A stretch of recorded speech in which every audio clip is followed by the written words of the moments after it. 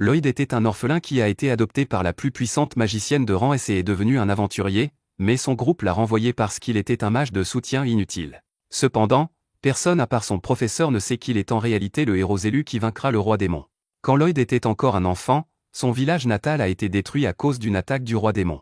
Cependant, il a survécu, et une magicienne aventurière de rang S nommée Merlin l'a trouvé. Elle semblait aussi avoir perdu quelqu'un de précieux dans la bataille contre le roi démon, et pour faire face à sa perte, elle a décidé d'adopter Lloyd et de le prendre comme disciple. Merlin l'emmène chez elle, et la première chose qu'elle fait est de créer une boule de feu à partir de rien. Elle dit à Lloyd, émerveillé, que s'il ne parvient pas à créer du feu en utilisant la magie avant le soir, il ne pourra pas dîner.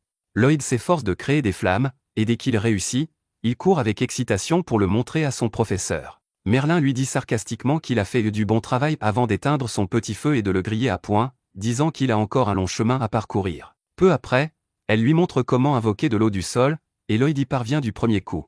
Cependant, au lieu de l'apprécier, Merlin fait à nouveau preuve de sarcasme et le noie dans l'eau pour lui montrer comment cela devrait être fait.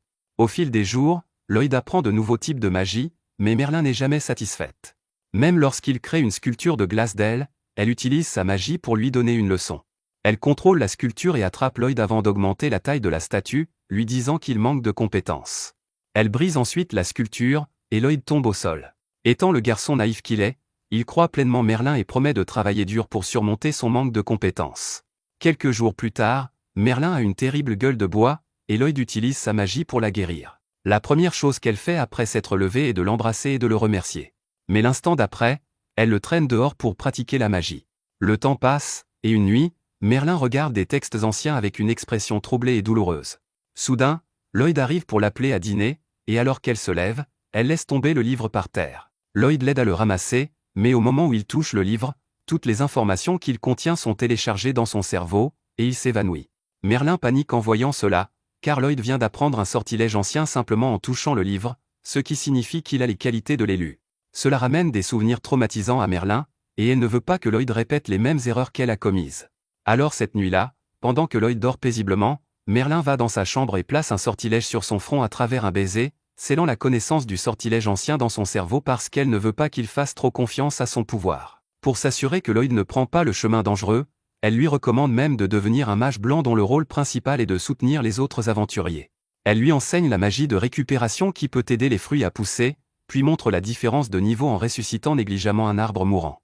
Après cela, Merlin continue à lui enseigner la magie et d'autres choses, mais chaque fois qu'il est question de magie ancienne, elle lui dit qu'il n'a pas besoin d'apprendre cela parce que la magie ancienne a disparu il y a des centaines d'années. Plus de temps passe avec Lloyd s'entraînant sous Merlin, et un jour, elle lui bande les yeux et l'emmène au plus profond de la forêt pleine de monstres dangereux. Elle ne lui donne qu'un couteau et lui dit de rentrer chez lui en une semaine en utilisant sa magie. Elle ne lui laisse même pas le temps de dire quoi que ce soit et s'enfuit, laissant Lloyd confus et effrayé. Presque immédiatement, un monstre loup arrive, et Lloyd évite d'une manière ou d'une autre ses attaques en grimpant à un arbre voisin. Il réalise que les sorts qu'il peut utiliser en tant que mage blanc ne peuvent pas vaincre les monstres, et la seule chose qu'il peut faire est de rentrer chez lui en évitant les dangers. D'abord, il utilise ses sens magiques pour trouver sa maison, puis commence à marcher dans sa direction. Il utilise la magie pour faire mûrir les fruits à manger, et la nuit, il essaie de créer de nouveaux sorts magiques qui peuvent l'aider à rester en sécurité. Il continue son dangereux voyage seul, expérimentant de nouveaux sorts qui peuvent l'aider à trouver de la nourriture et à courir plus vite. Le lendemain, il manque de se faire avaler par un monstre araignée, mais grâce à son sort qui le fait courir plus vite, il parvient à s'échapper sain et sauf. Lloyd n'arrête pas d'utiliser le sort jusqu'à ce qu'il arrive chez lui, et par conséquent, il s'effondre d'épuisement juste devant la porte. Le temps passe vite, et Lloyd devient un adolescent qui s'intéresse au monde extérieur lorsqu'il trouve un magazine sur la ville voisine. L'attitude de Merlin envers lui a également changé, et au lieu de le traîner pour pratiquer la magie, elle le sort de ses tâches quotidiennes pour créer de nouveaux types de sorts magiques. Elle trouve de nouvelles idées à des moments aléatoires et le fait veiller plusieurs nuits de suite pour l'aider à concrétiser ses idées. Lloyd ne peut pas supporter tout ce stress, et une nuit, il décide de s'enfuir de chez lui pour explorer le monde. Le lendemain matin, Merlin trouve sa chambre vide avec seulement un magazine sur la ville sur le bureau, et elle réalise que son petit garçon a finalement grandi et est entré dans sa phase de rébellion. Pendant ce temps, Lloyd arrive en ville et se laisse emporter par son rythme. Il dépense le peu d'argent qu'il a en nourriture et se demande comment il peut en gagner plus lorsqu'un avis de recrutement pour un groupe d'aventuriers lui tombe dessus. Il ne remarque même pas que quelqu'un l'observait et décide de tenter sa chance en devenant un aventurier. La première mission qu'il entreprend après avoir rejoint le groupe est de combattre un cyclope, et il est ravi parce qu'il n'a jamais vu personne combattre des monstres aussi puissants auparavant. Le Cyclope repousse Allen, le leader et principal DPS du groupe, et il demande à leur guérisseur de lancer un sort de guérison sur eux. Lloyd décide également d'aider en lançant instantanément un sort de soutien sur tous les membres de son groupe, mais aucun d'eux ne s'en rend compte. L'archer tire rapidement une flèche dans l'œil du monstre, l'aveuglant, et alors qu'il essaie d'éliminer l'archer, la tankeuse nommée Rina se précipite pour bloquer l'attaque. Elle est choquée parce qu'elle ne sent presque aucun poids derrière le coup, et pendant ce temps, le mage du groupe lit le Cyclope, donnant à Allen la chance de l'achever d'un coup. Grâce à cela, Allen devient une star du jour au lendemain, et les gens commencent à le saluer comme un héros. D'un autre côté, Lloyd est complètement négligé et ne reçoit que de la monnaie comme paiement parce qu'il est un mage blanc de Randé. Il accepte ce montant parce qu'il pense qu'il ne vaut que cela, et quand Alan dit qu'il devrait trinquer à leur succès, il s'excuse rapidement parce qu'il ne boit pas. Les filles sont furieuses parce qu'il a refusé l'offre d'Allen, mais Allen ne s'en soucie pas vraiment parce qu'il ne considère pas Lloyd comme un membre de leur groupe. Il dit que tous les mages blancs sont inutiles, mais qu'ils en ont quand même besoin pour se conformer aux règles de la guilde, et que cela ne fait aucune différence si c'est Lloyd ou quelqu'un d'autre. Cependant, Rina pense qu'il y a quelque chose à laquelle personne ne prête attention, et elle est très curieuse à propos de Lloyd. D'un autre côté, le type qui surveille Lloyd s'avère être un informateur de Merlin, et il lui donne des mises à jour constantes sur son élève. Merlin dit qu'elle ne s'inquiète pas pour Lloyd tant qu'il ne devient pas trop arrogant, et l'espion, Vil, lui demande si elle regrette ce qui s'est passé dans le passé. Merlin se mord les lèvres en se rappelant le jour où elle a combattu le Seigneur Démon avec son groupe, dirigé par le héros Sibyl. Le Seigneur Démon ne pouvait pas les vaincre, alors il a décidé de se faire exploser, détruisant une ville entière avec lui. Le héros Sibyl a utilisé la magie ancienne pour ressusciter toutes les personnes mortes à cause de l'attaque du Seigneur Démon, mais il a dû sacrifier sa vie pour le faire. Le perdre a été un coup dur pour Merlin, et bien qu'elle ait adopté Lloyd simplement comme mécanisme d'adaptation, elle n'a jamais pensé qu'il serait l'élu, tout comme Sibyl. Elle jure qu'elle ne répétera pas ses erreurs et qu'elle fera tout ce qui est nécessaire pour garder Lloyd en sécurité. De retour en ville, Allen devient rapidement une grande vedette après avoir tué des monstres puissants, grâce au soutien de Lloyd. Bien sûr, personne ne le remarque, à part Rina, qui n'en a qu'une vague idée. Une nuit, Allen reçoit une demande des soldats pour vaincre des golems qui tuent leurs troupes près d'un point de patrouille. Allen accepte rapidement l'offre, pensant que ce sera assez facile. Il emmène son groupe au point de patrouille, et Lloyd utilise sa recherche magique pour découvrir qu'ils doivent entrer dans la cascade pour combattre les golems. Une fois à l'intérieur, Allen combat les golems, mais un invocateur continue d'en créer de nouveaux à chaque fois.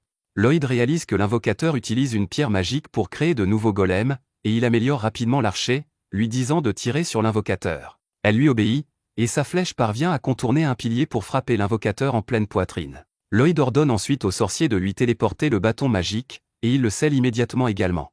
Cela ne plaît pas à Alan, qui estime que seul lui peut donner des ordres à son groupe.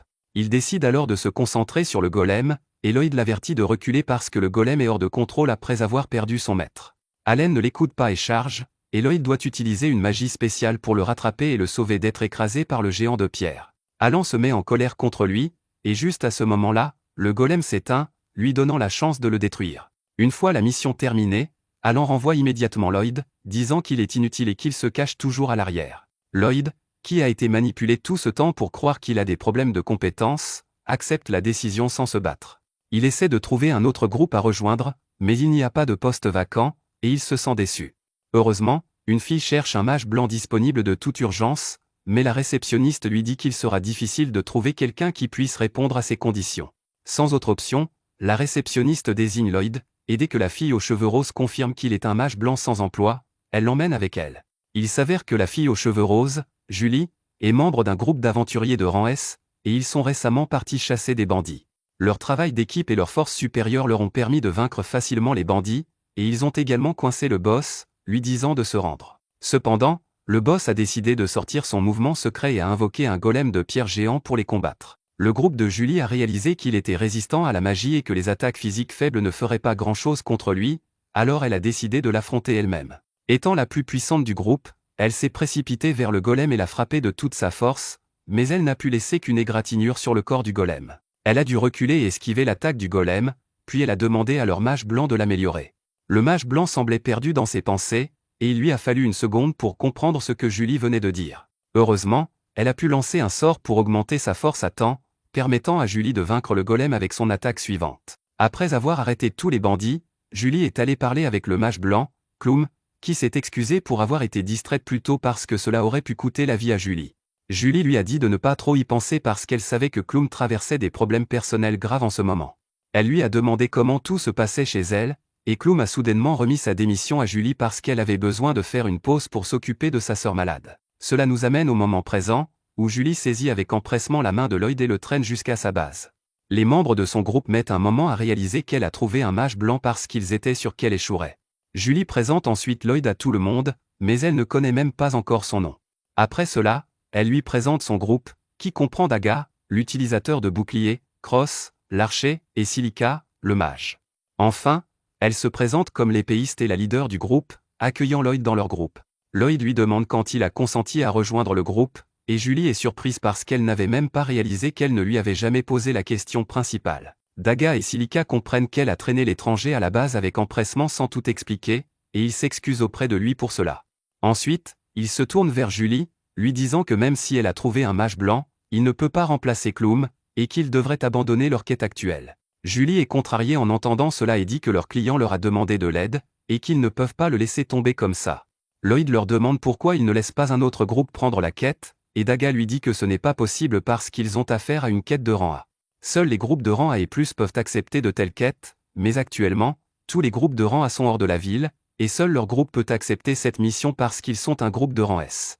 Lloyd est choqué d'entendre qu'il est devant des aventuriers de rang S, et il veut vraiment les aider, mais encore une fois, sa faible estime de soi lui fait croire qu'il est trop faible pour être utile. Cependant, Julie soudainement prend la parole en son nom, disant à ses coéquipiers qu'il devrait au moins donner une chance à Lloyd de prouver ses capacités avant de l'exclure. Elle l'emmène dans les bois pour montrer ses compétences, et Lloyd se sent nerveux, pensant qu'il va décevoir tout le monde ici. Julie continue de lui dire de faire quelque chose, et Daga lui demande de dire au moins au nouveau quel sort il devrait lancer parce qu'il a l'air confus. Julie demande à Lloyd de lancer un sort d'enchantement sur eux tous, mais Cross et Silica pensent que ce ne sera pas possible parce que seuls les mages blancs très compétents peuvent le faire. Cependant, Lloyd est choqué parce qu'après avoir présenté la tâche comme la plus difficile au monde, Julie lui a simplement demandé de lancer un sort de niveau très basique. Il lui demande si elle est sûre que c'est le test qu'il doit passer pour rejoindre son groupe, et elle confirme. Les autres membres du groupe disent à Lloyd qu'il n'a pas besoin de faire le malin s'il ne peut pas le faire parce qu'ils savent à quel point c'est difficile. Cependant, Lloyd leur dit qu'il le fera. Il invoque rapidement son bâton depuis le stockage dimensionnel, et cela suffit déjà à choquer tout le monde. Il lance ensuite 5 types différents de sorts d'enchantement sur eux en même temps, et ils ne s'en rendent même pas compte parce qu'il est trop rapide. Julie lui demande d'où il a sorti ce bâton, et il lui parle du sort de stockage qu'il peut utiliser pour garder des choses. Il demande ensuite si elle est satisfaite des résultats du sort d'enchantement, et Julie est confuse parce que d'habitude, cela prend plus de temps et une incantation pour le faire. Tout le monde commence à se sentir plus léger et plus fort à cause des sorts, et pour tester les effets, Julie balance son épée sur un gros arbre à proximité. Elle parvient à couper l'arbre nettement, même avec un coup doux, et tout son groupe est stupéfait. Lloyd leur dit alors qu'il a lancé 5 types de sorts d'enchantement sur eux, et ils ont presque du mal à croire ce qu'ils entendent. Lloyd explique qu'il a pensé que lancer un seul sort sur eux tous était trop simple pour être le vrai test, alors il a essayé d'aller plus loin et de montrer ce qu'il peut vraiment faire. Julie et les autres sont trop stupéfaits pour répondre, et Lloyd pense qu'ils sont simplement déçus par lui. Il range son bâton dans le stockage, disant qu'il comprend qu'il n'est pas fait pour être le mage blanc de leur groupe. Il s'excuse pour leur avoir fait perdre leur temps et commence à partir, mais Julie l'arrête. Elle prend enfin la peine de demander à Lloyd son expérience professionnelle passée, et il choque tout le monde en révélant qu'il a été renvoyé du groupe du héros pour être trop faible. Julie et les autres se demandent quels sont les critères du héros pour dire que Lloyd est trop faible, car ils n'ont jamais vu personne capable de lancer 5 sorts d'enchantement à la fois. Quand Lloyd insiste encore sur le fait qu'il est faible, Cross commence à s'inquiéter davantage de ces critères. Lloyd change de sujet en leur demandant pourquoi ils ne rappellent pas le mage blanc de leur groupe, et Julie explique que la sœur de Klum est vraiment malade, et qu'elle s'occupait d'elle tout en étant aventurière tout ce temps. Naturellement, cela a eu des conséquences sur elle, et elle ne pouvait plus faire les deux, alors elle a décidé de faire une pause en tant qu'aventurière. Daga dit qu'ils auraient pu accomplir la plupart des quêtes même sans elle, mais les quêtes de rang A sont assez difficiles, et ils ont vraiment besoin d'un mage blanc pour les faire. Tout le monde s'inquiète soudainement pour Klum parce que même si elle a quitté leur groupe, elle est toujours leur amie, et Lloyd se sent jaloux en entendant cela. Il change rapidement de sujet et demande si quelqu'un sait de quelle maladie souffre la sœur de Klum. Julie se souvient que le corps de la fille se transforme progressivement en magistone, et Lloyd se souvient qu'il a appris ce qu'était le magistone auprès de son maître. Quand Merlin lui enseignait comment le magistone pouvait aussi transformer d'autres créatures vivantes en magistone, Lloyd s'était demandé s'il était possible de les ramener à la normale, et maintenant il décide de le découvrir. Il demande à Julie de l'emmener chez Klum, et elle l'y conduit. Une Cloum très mince et fatiguée ouvre la porte et est surprise de voir son ami là, et une fois à l'intérieur, Lloyd se met directement au travail. Il demande à Cloum de lui dire en détail l'état de sa sœur, et elle dit qu'à l'origine, elle et sa sœur Sylvie partaient à l'aventure ensemble. Cependant, un jour, elle a été blessée pendant une mission, et depuis lors, elle est malade. Lloyd lui demande les symptômes, et Cloum décide de lui montrer plutôt que d'expliquer avec des mots. Alors qu'elle ouvre la porte de la chambre de Sylvie, une intense mana maléfique s'échappe, puis Cloum retire la couverture de sa sœur, montrant que ses mains et ses jambes se sont déjà transformées en magistone. Elle dit que la mana de Sylvie est devenue incontrôlable, et que son état empire de jour en jour. Cloum craint que sa sœur n'ait plus longtemps à vivre, puis Lloyd lui demande de le laisser l'aider. Il dit qu'il a une théorie qui peut ramener Sylvie à la normale s'il a raison, mais Cloum refuse de le croire parce que même les guérisseurs spécialistes qu'elle a appelés pour examiner sa sœur ont dit qu'il était impossible de guérir son état. Cependant, Lloyd explique que Sylvie a peut-être été blessée par un magistone de haute pureté, qui a commencé à la transformer en magistone également. Il demande à Cloum si Sylvie a été blessée dans un endroit à haute densité de mana, et elle confirme, disant qu'ils étaient en mission pour extraire un magistone d'une grotte. Lloyd lui demande de lui montrer la blessure d'entrée, et quand Cloum révèle la taille de Sylvie, qui s'est aussi transformée en magistone, Lloyd est certain que c'est là que le problème a commencé. Cloum lui demande comment il sait tout cela, et il répond qu'il l'a appris de son maître. Julie demande alors à Cloum de faire confiance à Lloyd cette fois, et elle décide de lui donner une chance. Lloyd lance immédiatement un sort pour absorber toute la mana corrompue du corps de Sylvie, mais cela est aussi très difficile pour lui. Quoi qu'il en soit, il parvient à passer la première étape, disant à Cloum qu'il devait réduire la mana de Sylvie à presque zéro parce que sinon, il n'y aurait aucun intérêt à la guérir. Il dit qu'il continuera à absorber sa mana tout en la soignant et lance un autre sort pour commencer la guérison. Cloum réalise que ce n'est pas le sort de guérison habituel, et Lloyd lui dit que c'est une version plus puissante qui est très inefficace, mais qui lui permet aussi de brûler la mana qu'il absorbe de Sylvie. Cloum est sans voix en entendant cela, et Julie lui demande si Lloyd fait quelque chose d'impressionnant. Elle répond qu'il lance 2 sorts faits maison en même temps tout en supportant une quantité énorme de mana, ce qui serait impossible même pour les plus grands mages blancs. Bientôt, la méthode de Lloyd montre ses résultats, ramenant le corps pétrifié de Sylvie à la normale. En conséquence, Sylvie reprend conscience, et Cloum commence à pleurer de joie en voyant cela. Plus tard, elle dit à Julie et Lloyd qu'une fois que sa sœur sera rétablie, elles partiront à l'aventure ensemble à nouveau, et elle veut que Lloyd soutienne son groupe à sa place. Il lui dit qu'il n'est pas assez qualifié pour cela, mais cette déclaration dépasse Cloum, et elle lui demande de faire ce que son cœur lui dit. Après cela, Julie et les autres organisent une fête pour célébrer le rétablissement de Sylvie, et ils remercient Lloyd, qui pense toujours qu'il n'en est pas digne. Cependant, il voit à quel point tout le monde le traite bien ici, même s'ils viennent de se rencontrer, et il demande nerveusement à pouvoir rejoindre leur groupe, même s'il manque de force. Tout le monde est agréablement surpris par son changement d'avis, et ils l'accueillent avec joie dans leur groupe. Après cela, ils organisent une fête de bienvenue pour Lloyd et lui disent de manger autant qu'il veut parce qu'ils paieront l'addition ce soir. Lloyd commence à manger comme s'il n'avait jamais vu de nourriture auparavant, et ses nouveaux coéquipiers sont très amusés de voir cela.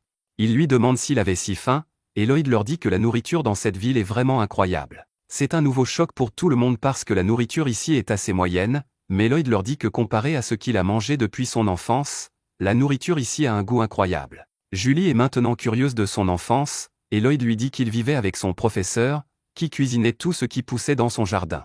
Elle ramassait parfois des champignons sauvages et d'autres fois faisait simplement rôtir de la viande de bête sauvage et la lui donnait sans assaisonnement. Lloyd dit qu'à cause de cela, il a appris à cuisiner, mais même ainsi, il n'a jamais pu faire de la nourriture aussi bonne que celle-ci.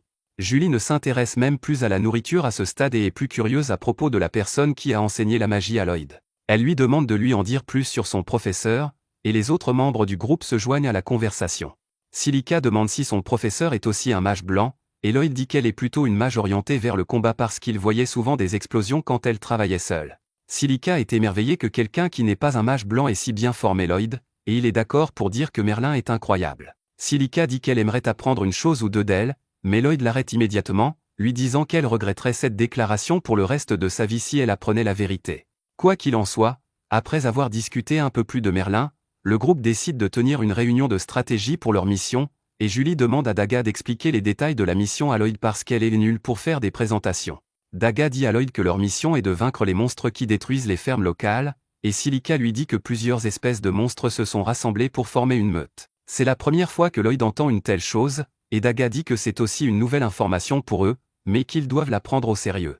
Soudain, Cross remarque que puisqu'ils sont contre un grand nombre d'ennemis, lui et Julie auront du mal parce que les attaquants physiques ne sont pas bons pour gérer les foules. Julie est d'accord, disant que Silica devra les porter cette fois parce qu'elle peut utiliser des sorts de zone, mais même Silica est nerveuse parce que l'utilisation de sorts de zone consomme trop de mana. Julie demande alors à Lloyd s'il peut utiliser la magie d'attaque, et il répond qu'il peut utiliser des sorts de base, mais que le résultat n'est pas si impressionnant. Daga passe ensuite à la formation de la stratégie et dit que lui et Julie rassembleront les monstres dans une zone pour que Silica puisse les attaquer en même temps. Cross protégera Silica et Lloyd, qui se concentreront sur la guérison et le soutien.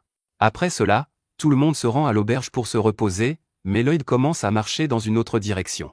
Daga l'arrête, lui demandant où il va, et Lloyd répond nerveusement qu'il est trop fauché pour se payer une chambre à l'auberge. Daga lui donne immédiatement une bourse qui contient plus d'argent que la somme de tout l'argent que Lloyd a vu de sa vie. Il est embarrassé et dit à Daga qu'il ne peut pas l'accepter, mais Daga répond que ce n'est pas de la charité parce qu'il déduira ce montant de son salaire. Lloyd ne peut plus refuser maintenant, et il remercie Daga, promettant qu'il fera de son mieux pour rembourser le montant.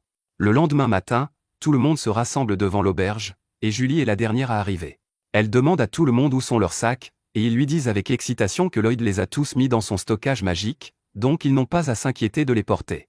Julie accepte immédiatement l'offre aussi, et Lloyd met rapidement ses affaires dans le stockage magique. Julie et Silica commencent à admirer ses compétences incroyables, mais Lloyd leur dit qu'il peut leur apprendre à tous. Tout le monde est choqué d'entendre cela parce qu'ils n'ont jamais vu personne d'autre que Lloyd utiliser cette magie, mais il les assure que c'est assez facile à apprendre, même si augmenter la capacité de stockage nécessite un peu d'entraînement. Avec cela, ils partent en mission, et en chemin, Lloyd apprend l'importance de s'amuser pendant les longues quêtes. Ils atteignent leur premier campement bien plus tôt que prévu parce qu'ils n'ont pas apporté les bagages, et là, Lloyd sort les affaires du stockage magique pour qu'ils puissent monter leur tente. Julie décide d'aller barboter dans la rivière maintenant que les tentes sont montées, mais Daga la gronde, disant qu'ils doivent encore ramasser du bois de chauffage et de la nourriture. Lloyd se porte volontaire pour ramasser du bois, et Julie le remercie de réduire la charge de travail. Elle emmène ensuite Silica avec elle pour qu'elle puisse prendre un bain, et pendant ce temps, Lloyd va dans la forêt et ramasse des bâtons secs. Il repère ensuite le fruit qu'il mangeait dans son enfance et décide d'en prendre une poignée pour ses coéquipiers, quand soudain, il entend Julie crier. Il se précipite dans la direction du cri et trouve un serpent géant attaquant Julie et Silica, qui sont complètement sans défense contre lui. Lloyd se précipite immédiatement pour les aider, attaquant le monstre pour attirer son attention. Profitant de cette occasion, Julie et Silica courent vers le rivage, et Lloyd attend qu'elles couvrent leur corps avec une serviette avant de leur lancer leurs armes. Il lance ensuite instantanément 2 sorts d'enchantement sur elle, et Julie bondit immédiatement sur le monstre, le coupant en 2 d'un seul coup. Cependant, même la tête coupée du monstre se bat encore, et Silica dit à Julie et Lloyd de se mettre à l'abri avant de lancer une boule de feu sur lui, l'achevant d'un coup. Elle est choquée parce qu'elle n'a généralement pas ce genre de puissance de feu, mais il ne lui vient pas à l'esprit que Lloyd l'a amélioré. Pendant ce temps, Julie le remercie de leur avoir sauvé la mise et lui demande de remettre son épée dans le stockage. Soudain, sa serviette tombe, et Lloyd voit le hublot qu'elle cachait. Ils paniquent tous les deux, et Lloyd se fait gifler même si ce n'était pas sa faute. Quoi qu'il en soit, une fois de retour au campement, Lloyd décide d'enseigner à tout le monde comment utiliser la magie de stockage.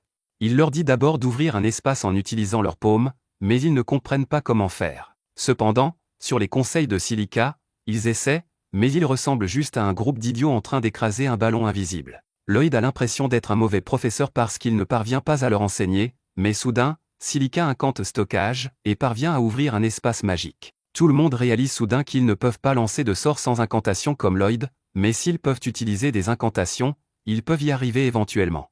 Après un peu de pratique, Silica parvient à ranger son bâton dans l'espace magique, mais les autres ont du mal. Plus tard dans la nuit, pendant que le reste du groupe dort, Lloyd et Julie sont de garde. Julie s'assoit soudain devant lui, le remerciant d'avoir rejoint le groupe, et il répond qu'il était aussi sans emploi, donc c'est à lui de la remercier. Il se souvient ensuite à quel point elle était déterminée à accomplir la quête parce que leur client avait besoin d'aide et lui demande s'il y a une raison particulière pour laquelle elle tient tant à faire cette quête. Julie lui dit que quand elle était petite, son village a été attaqué par des monstres, et elle était la seule survivante, alors quand elle a entendu parler de la quête, elle n'a pas pu s'empêcher de l'accepter parce qu'elle voulait sauver les gens de la situation qu'elle avait vécue. Soudain, Lloyd l'interrompt, lui disant de se taire parce qu'il y a des monstres à proximité. Julie se met en alerte et invoque son épée pendant que Lloyd lui dit d'aller réveiller tout le monde. Bientôt, tout le groupe est prêt à affronter les monstres araignées, mais il réalise que leur nombre est trop important, et qu'ils devraient battre en retraite pour l'instant. Ils commencent à reculer lentement, mais malheureusement, Julie marche sur une brindille, et le bruit attire l'attention des monstres. Tout le monde court aussi vite qu'il peut, mais les araignées les rattrapent et les encerclent. Elle commence à cracher des toiles, et les aventuriers bloquent la première attaque, mais une araignée attrape le bâton de Silica et le lui arrache. Les araignées les emprisonnent ensuite dans une cage de soie, et tout le monde panique. Lloyd dit qu'il devrait arrêter les araignées là où elles sont avant d'essayer de les vaincre. Il améliore rapidement ses coéquipiers et dit à Julie d'attaquer en première. Elle bondit, coupant à travers la toile de soie, puis Cross rend le bâton de Silica. Pendant ce temps, Julie se précipite vers une araignée, bloquant son jet collant et coupant rapidement ses pattes. Elle surfe ensuite sur le jet de soie de l'araignée pour se déplacer rapidement vers la deuxième, lui coupant aussi les pattes. Ensuite, Lloyd dit à Silica et Cross de rejoindre l'offensive. Silica crée des boules de feu, et Cross tire des flèches à travers elles, mettant le feu aux araignées avec les flèches enflammées. Le combat se termine ainsi, et Lloyd réalise qu'il a commencé à crier des ordres même s'il est le nouveau membre du groupe. Il s'excuse de s'être emporté, mais Daga lui dit que c'est une bonne chose parce qu'il a les qualités d'un leader né. Tout le monde est d'accord avec lui, et ils disent à Lloyd de continuer à jouer un rôle actif dans la direction du groupe pendant les combats. Le lendemain matin, tout le monde a bien appris le sort de stockage magique pour porter ses propres bagages, et alors qu'ils reprennent leur voyage, Lloyd continue de se demander pourquoi les monstres araignées étaient là. Quelques jours plus tard, alors que Lloyd monte seul la garde pendant la nuit, il recommence à penser aux monstres araignées. Il estime qu'ils auraient dû les inspecter un peu plus attentivement quand, soudain, Julie et Silica l'appellent pour lui demander s'il compte monter seul la garde cette nuit également. Lloyd répond par l'affirmative, et les filles s'inquiètent pour lui, car cela fait déjà un certain temps qu'il passe ses nuits à veiller. Elles lui disent qu'il devrait alterner les gardes de nuit avec les autres, mais Lloyd leur répond qu'il se débrouillera et qu'il préfère que les autres économisent leurs forces au cas où ils auraient à se battre. Julie s'apprête à lui faire la leçon, mais Silica l'arrête, lui demandant de respecter la décision de Lloyd, tout en lui demandant de les informer si les choses deviennent trop difficiles pour lui. Pendant ce temps, Cross et Daga observent la scène depuis leur tente, inquiets de l'entêtement de Lloyd. Le lendemain, ils reprennent leur voyage et, pendant une pause, Lloyd essaie de détecter la présence de monstres à proximité. Il est soulagé de ne rien sentir, mais Julie accourt vers lui et lui demande ce qu'il fait. Il lui parle de la magie de recherche qui lui permet de localiser les monstres et autres menaces à proximité, et Julie est surprise car c'est la première fois qu'elle entend parler de ce sort. Lloyd lui explique que son rayon d'action n'est pas très large, mais que c'est toujours mieux que rien. Julie s'inquiète car il assume seul la responsabilité de surveiller leur environ, mais il lui dit qu'il va bien et qu'il n'a pas besoin d'aide. Cette nuit-là, alors que Lloyd monte à nouveau la garde tout seul, Julie dit qu'il semble ne pas leur faire confiance du tout, même s'ils sont désormais amis. Silica lui répond que chacun a son propre rythme pour se sentir à l'aise avec les autres, et qu'il doit y avoir un traumatisme dans le passé de Lloyd qui le pousse à rester à l'écart des autres. Elle pense également qu'il y a une raison pour laquelle Lloyd ne se rend pas compte à quel point il est formidable, et que c'est pour cela qu'il essaie de compenser en travaillant trop dur. Julie devient curieuse d'en savoir plus sur le passé de Lloyd, mais Silica lui dit qu'il leur racontera tout une fois qu'il se sentira à l'aise avec eux. De son côté, Daga s'approche de Lloyd et lui demande de l'accompagner car il a besoin d'aide, tandis que Cross se porte volontaire pour monter la garde à sa place pendant ce temps. Lloyd suit Daga, qui installe un système d'alarme sophistiqué capable de les alerter si des monstres s'approchent de leur campement. Lloyd est impressionné, puis Daga lui dit que l'alarme les avertira de la présence des monstres et qu'il peut donc se reposer. Lloyd répond que ce n'est pas nécessaire et qu'il peut faire mieux que ce système d'alarme, mais Daga le confronte soudainement, lui demandant s'il ne fait pas confiance au groupe. Lloyd répond qu'il leur fait confiance, mais Daga lui dit que ses actions semblent indiquer le contraire. Lloyd se souvient des paroles de Merlin et de son ancien patron, qui lui ont tous deux dit qu'il était inexpérimenté et inutile. Il dit à Daga que s'il ne travaille pas dur, il risque de causer des problèmes aux autres, mais Daga lui répond avec assurance que dans ce cas, il n'a qu'à leur causer des problèmes. Lloyd ne comprend pas ce qu'il veut dire, et Daga lui explique qu'ils ont formé un groupe pour gérer ensemble des choses qu'ils ne pouvaient pas gérer seuls, et qu'il est évident que tout le monde cause parfois des problèmes. Il demande à Lloyd de compter davantage sur son équipe, et c'est la première fois que cet idiot entend parler de ce concept. Daga parvient à le convaincre de se reposer un peu, et dans la tente, Lloyd sourit en pensant qu'il a des gens sur qui compter. Le lendemain matin, il met ce concept en pratique et demande nerveusement à Julie si elle peut l'aider à aller chercher de l'eau, et elle est ravie de l'aider. D'autre part, un noble nommé Michel reçoit un rapport d'un mage noir louche, lui disant qu'il a placé des pierres magiques à tous les endroits qu'il lui avait indiqués. Michel est ravi d'apprendre cela, car ils peuvent désormais mener à bien leur plan sans trop de difficultés. Le mage ajoute que leurs plans précédents ont dispersé les groupes d'aventuriers de haut rang, qui ne pourront donc pas interférer avec leur plan. Cependant, le groupe du héros est toujours disponible et pourrait constituer un obstacle sur leur chemin. Michel répond qu'ils ne peuvent rien y faire, car le groupe du héros n'agit que lorsqu'il reçoit un ordre du roi, mais il pense que le héros seul ne pourra pas empêcher ce qui va se passer. De retour dans la forêt, Lloyd et son groupe trouvent étrange qu'il n'y ait aucun monstre à proximité. Lloyd décide d'élargir la portée de son sort de recherche et parvient à localiser un groupe de monstres à 10 km devant eux. Cross remarque que cela doit être très proche des fermes vers lesquelles il se dirige, mais avant que Lloyd puisse lui donner plus de détails, Julie intervient dans la conversation et demande à Lloyd s'il peut vraiment rechercher des choses dans un rayon de 10 km. Il lui répond par l'affirmative, ce qui la met en colère car il lui avait dit l'autre jour que sa portée n'était pas aussi grande. Lloyd lui explique que 10 km, ce n'est pas si grand, et Julie se met à lui crier dessus, mais les autres membres du groupe lui disent de se concentrer sur le problème plus important pour l'instant. Ils se précipitent vers l'endroit où se trouvent les monstres et découvrent qu'ils ont déjà atteint les terres agricoles qu'ils étaient censés défendre. Ils sont choqués par l'incroyable taille de la meute de loups monstres, mais Lloyd est plus inquiet car c'était le seul endroit où il pouvait trouver des monstres. Il se demande où sont passés les autres monstres, et le reste du groupe trouve cela étrange aussi, car les monstres ne quittent généralement pas leur territoire. Alors que tout le monde se demande pourquoi, Cross aperçoit quelque chose de vraiment étrange au milieu de la meute de loups. Les autres ne peuvent pas le voir car ils n'ont pas une vue aussi perçante que lui, alors Lloyd utilise un sort pour se donner une vision télescopique. Grâce à cela, il peut voir une étrange roche noire au milieu de la meute de loups.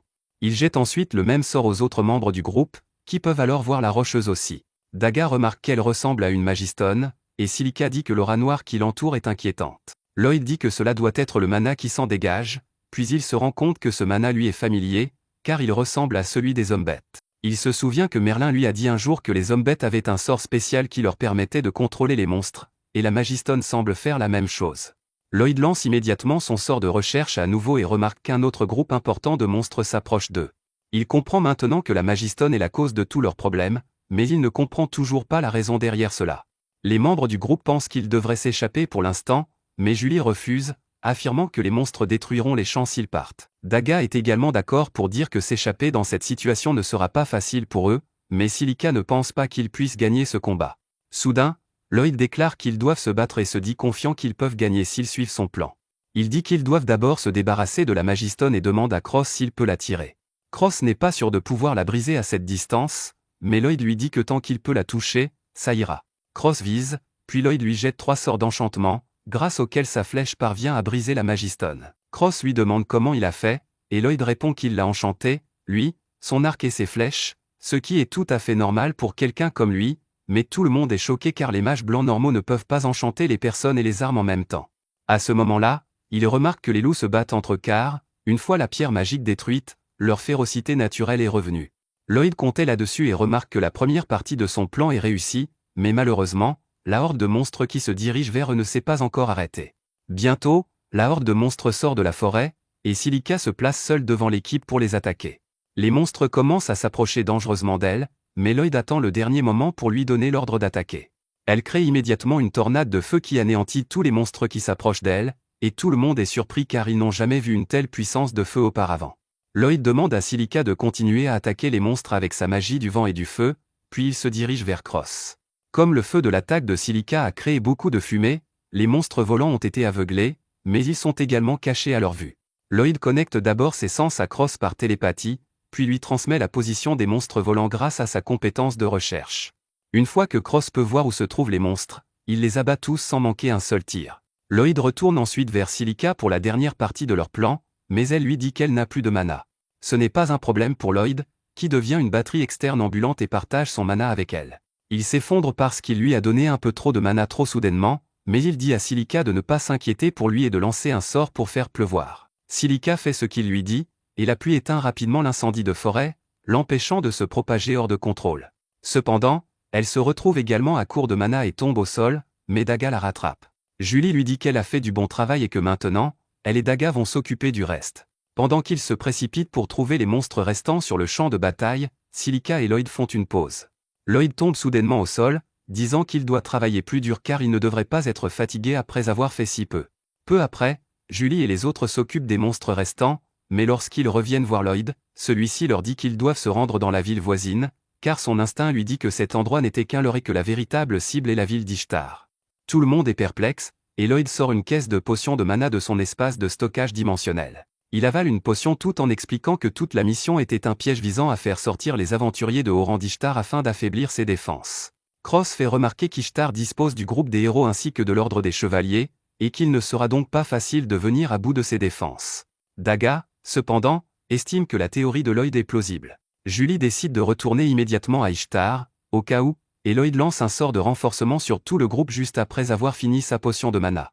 Il dit ensuite à Julie qu'ils doivent partir immédiatement et se met à courir vers la ville. Tout le monde est surpris de voir à quelle vitesse il court, mais lorsque Julie essaie de le rattraper, elle se rend compte qu'elle peut désormais courir plus vite que Isho Speed. Le reste du groupe les suit, et ils ne sont pas vraiment surpris lorsque Lloyd leur dit qu'il a augmenté leur vitesse afin qu'ils puissent atteindre la ville rapidement. Pendant ce temps, Michel est en train de remplir des papiers dans son manoir lorsque soudain, le général démoniaque Grist apparaît et lui annonce que son armée est prête à passer à l'action.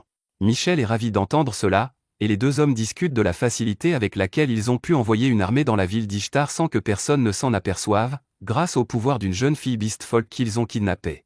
Michel dit qu'ils continueront à utiliser ces pouvoirs à leur avantage à l'avenir, et Grist lui laisse cette question. De leur côté, Lloyd et les autres se précipitent vers Ishtar et font une pause pour reprendre leur souffle. Ils sont convaincus qu'ils atteindront Ishtar rapidement à ce rythme, mais Silica s'inquiète que Lloyd soit fatigué, car il est très difficile de maintenir un sortilège d'enchantement. Il répond que c'est difficile pour les personnes qui n'y sont pas habituées, mais que son professeur l'a pratiquement forcé à l'utiliser beaucoup, et qu'il a pris l'habitude de lancer des sorts d'enchantement pendant de longues périodes. Il lui raconte la fois où Merlin l'a jeté dans une forêt et où, incapable de vaincre les monstres, il s'est simplement enfui. Cela l'a obligé à développer de nouveaux sorts plus efficaces pour rester rapide. Il dit que l'entraînement était infernal, mais comme Merlin le réprimandait beaucoup parce qu'il avait du mal, il devait simplement être mauvais. Il pense qu'il s'agit d'une méthode d'entraînement normale, mais Silica et Julie lui disent que ce n'est pas du tout normal. Lloyd pense bêtement que son entraînement était encore plus faible que les méthodes d'entraînement habituelles, et il décide de s'entraîner encore plus dur. Les filles ne peuvent même pas lui dire à quel point il se trompe, puis Daga et les autres se rafraîchissent pour reprendre leur voyage. Lloyd leur lance un sort d'augmentation de vitesse, puis utilise également sa magie de recherche pour s'assurer qu'il n'y a pas de monstre à proximité. Ils reprennent leur voyage, mais Lloyd s'arrête soudainement, forçant tout le monde à lui rentrer dedans. Il lui demande ce qui ne va pas, et il répond que sa compétence de recherche a détecté quelque chose, mais que ce n'est ni un humain ni un monstre. Il a un mauvais pressentiment, alors il dit à tout le monde de continuer sans lui pendant qu'il va vérifier la source de son malaise. Cependant, Julie lui dit que s'il s'avère que c'est quelque chose de dangereux qu'il ne peut pas gérer seul, il aura besoin de leur aide, et il accepte. Ils atteignent bientôt une cabane, et Lloyd est désormais certain de sentir la présence de démons à l'intérieur. Le groupe est choqué d'entendre cela, car les démons se trouvent de l'autre côté des montagnes et ne devraient pas être ici. Lloyd explique que les démons n'ont pas le droit d'entrer sur le territoire humain, donc ils ne devraient pas être ici. Mais tout le monde lui rappelle qu'ils ont ignoré cette interdiction et attaqué les humains ces dernières années. Il lui demande pourquoi il fait comme s'il ne le savait pas, et Lloyd leur répond qu'il n'a aucun souvenir de son enfance, car il a été adopté juste après la fin de la guerre. Tout le monde s'inquiète d'avoir pu réveiller de mauvais souvenirs, mais Lloyd les rassure en leur disant qu'il va bien. Cross dit qu'ils doivent retourner en ville et signaler cette affaire au chevalier de toute urgence. Mais Lloyd répond qu'ils doivent d'abord recueillir davantage d'informations. Il ressent la même énergie chez les démons que celle qu'ils ont ressentie plus tôt avec la Magistone noire, et tout le monde est en alerte en entendant cela. Lloyd dit que si ces démons prévoient vraiment d'attaquer Ishtar, leur enquête devient encore plus importante. Julie est d'accord avec lui, car s'ils ne font rien, Ishtar pourrait être en danger, et tout le monde est d'accord avec elle. Il s'approche de la maison, mais il n'y a personne à l'intérieur. Lloyd utilise donc à nouveau son talent de recherche et découvre que les démons se trouvent sous terre plutôt qu'à l'intérieur de la maison. Daga suggère de chercher une entrée, mais Lloyd décide de passer cette étape. Il demande à Silica d'utiliser la magie de la terre, mais avant cela, il renforce tout le monde. Silica crée alors un trou dans le sol devant eux, provoquant l'effondrement du toit du tunnel souterrain sur les démons qui tentent d'accomplir un rituel. Les démons se dispersent pour éviter les débris qui tombent, et Julie saute immédiatement dessus, attrapant l'un d'eux par la gorge. Elle demande ce que les démons font de ce côté du continent quand soudain, un autre démon utilise sa magie pour lui lancer les débris. Julie bloque facilement tous les projectiles, puis Cross tire sur un démon tandis qu'un autre s'échappe. Les démons se cachent derrière les décombres, mais Silica utilise à nouveau son pouvoir pour transformer les rochers en sable, les exposant ainsi. Ils tentent de l'attaquer, mais Daga bloque leur tentative, les forçant à s'enfuir. L'un des démons s'échappe de la pièce, et lorsque Julie tente de le poursuivre, elle ne parvient pas à ouvrir la porte. Deux autres démons tentent de lui tendre une embuscade, mais Cross cloue leur robe au sol, les rendant faciles à abattre pour Julie. Il vainc ainsi 3 des démons, puis se précipite pour capturer le dernier, qui emprisonne la fille bête dans un cocon et l'emmène avec lui. Lloyd et les autres arrivent juste à ce moment-là et décident de se lancer à la poursuite du démon qui s'enfuit. Julie et Cross l'atteignent les premiers et décident de le prendre en tenaille tandis que Lloyd et les autres prennent leur temps pour remonter à la surface. Lloyd sent un signal magique très puissant provenant du cocon et dit à ses amis de le capturer à tout prix. Bientôt, Julie coupe la route au démon, qui se rend compte qu'il est encerclé de tous côtés. Lloyd lui dit de se rendre car ils ont des questions à lui poser, mais le démon décide plutôt de riposter. Il crée un cercle magique pour lancer une attaque, mais Lloyd réagit rapidement, créant des boucliers devant ses amis qui font rebondir l'attaque magique et finissent par toucher le démon. Celui-ci tombe, et Lloyd se précipite immédiatement pour faire tomber le cocon et libérer la fille bête qui se trouve à l'intérieur. Il la ramène au cottage, et Lloyd décide de la soigner car elle est la seule à pouvoir leur dire quoi que ce soit, puisque les démons sont tous morts à présent. Julie et Silica sont impressionnés par la rapidité avec laquelle sa magie de guérison commence à agir, et Lloyd leur dit qu'il a apporté quelques modifications au sort. Cela les choque toutes les deux, car il n'est pas facile de modifier des sorts, mais Lloyd leur dit que son professeur l'obligeait souvent à l'aider à créer de nouveaux sorts, donc cela n'a rien d'extraordinaire pour lui. Les filles sont à nouveau curieuses au sujet de son maître, et Lloyd leur dit qu'elle est juste un peu bizarre. À ce moment-là, la fille bête se réveille, et Julie se précipite immédiatement vers elle pour la bombarder de questions. La fille lui répond nerveusement qu'elle s'appelle Claire, mais Julie l'entend mal et décide de se fier à ce qu'elle a entendu. Julie lui demande alors pourquoi elle a été capturée par les démons, et Claire hésite à répondre, alors Lloyd lui dit qu'ils sont des aventuriers qui l'ont sauvée. Il remarque ensuite qu'il a entendu dire que certains hommes bêtes peuvent utiliser la magie pour contrôler les monstres et lui demande si c'est son pouvoir qui a contrôlé les monstres dans les fermes qu'ils ont visitées. Claire confirme que c'était sa magie et dit à Lloyd que les démons l'ont forcé à le faire. Maintenant que tous les faits sont devant eux, Lloyd et les autres sont sûrs que les démons veulent que les monstres attaquent Ishtar, car c'est la porte d'entrée du continent. Ils décident de repartir immédiatement pour la protéger et emmènent Claire avec eux. Alors qu'ils s'arrêtent pour faire une pause, Lloyd sent qu'un grand nombre de monstres se dirigent vers la ville et qu'une armée encore plus grande les suit de près. Il craint qu'ils ne puissent pas tous les combattre seuls, alors il décide de prendre une mesure radicale. Il dit à Julie et aux autres de se précipiter vers la ville et d'avertir les chevaliers pendant qu'il reste derrière avec Claire, utilisant son pouvoir pour arrêter les monstres. Pendant ce temps, dans la ville, l'ancien chef du groupe de Lloyd, Hero Allen, est préoccupé par un autre problème. Il n'a pas réussi à trouver un mage blanc pour remplacer Lloyd, car il rejette tous les candidats dès qu'il consulte leur CV. Les filles de son groupe lui font remarquer avec nervosité que même les meilleurs candidats ne peuvent lancer que 2 sorts d'enchantement à la fois, et Allen les traite de bande d'incompétentes. Rina, l'utilisatrice de bouclier, dit que Lloyd était peut-être spécial, et Allen se moque d'elle pour avoir pensé une chose aussi stupide. À ce moment-là, un chevalier entre dans la pièce et dit à Allen qu'il a un message urgent pour lui. Il rapporte que leur unité de patrouille forestière a repéré une immense armée de monstres se dirigeant vers eux et qu'ils ont besoin de l'aide du héros immédiatement. Allen et son groupe sont choqués d'entendre cela, mais ils décident d'accepter la demande, et le chevalier est très heureux de l'apprendre. Il part immédiatement pour transmettre la bonne nouvelle aux autres chevaliers, mais alors qu'il s'en va, les filles demandent à Allen s'ils peuvent vraiment combattre une armée de monstres aussi gigantesque sans mage blanc. Il répond qu'il s'agit d'une demande directe du royaume et qu'ils doivent l'accepter pour marquer des points. Plus encore, il veut montrer au monde entier qu'il est toujours le plus fort, même sans mage de soutien inutile dans son équipe. De leur côté, Lloyd et Claire atteignent une falaise d'où ils peuvent voir une autre horde de monstres, encore plus grande que celle qui se dirige vers Ishtar. Lloyd panique, réalisant que si ce groupe s'allie aux attaquants, la ville est perdue. Il dit qu'ils doivent les vaincre ici d'une manière ou d'une autre, et Claire demande s'il existe un moyen de les arrêter sans les tuer. Lloyd est surpris par sa demande, mais Claire répond que ces monstres ne sont que des créatures innocentes que les démons ont endoctrinées en lui volant son pouvoir. Elle se sent en partie responsable de cette situation, c'est pourquoi elle ne veut pas que les monstres soient blessés. Lloyd réalise que Claire est une véritable amoureuse des animaux qui se soucie même des monstres, et il promet de trouver un moyen d'arrêter les monstres en leur causant le moins de mal possible. Claire est très heureuse, puis Lloyd regarde la horde de monstres avant de lui demander si elle peut les renvoyer chez eux en utilisant son pouvoir. Claire n'est pas sûre de pouvoir commander tous les monstres, et Lloyd lui dit qu'il va augmenter sa capacité de mana et l'efficacité de ses sorts. Claire décide d'essayer et s'avance. Lloyd se prépare à la renforcer, mais elle est incapable de lancer son sort à cause de l'interférence d'un dispositif sombre dans la forêt. De retour en ville, Allen a rejoint la guilde des aventuriers et se moque des aventuriers rassemblés, les traitant de trop faibles pour accomplir leur mission. Les aventuriers sont offensés par ses propos, puis les filles d'Allen lui disent que tous les groupes de rang A et supérieurs sont hors de la ville. Il se moque encore plus d'eux, et l'un d'eux se prépare à en venir aux mains.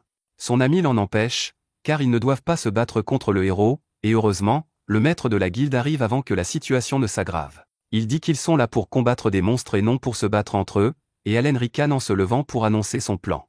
Il dit que leurs mages commenceront le combat en lançant leurs sorts les plus puissants pour tuer autant de monstres que possible, puis qu'il mènera les chevaliers et les autres combattants pour retenir les monstres pendant que les mages rechargeront leur mana.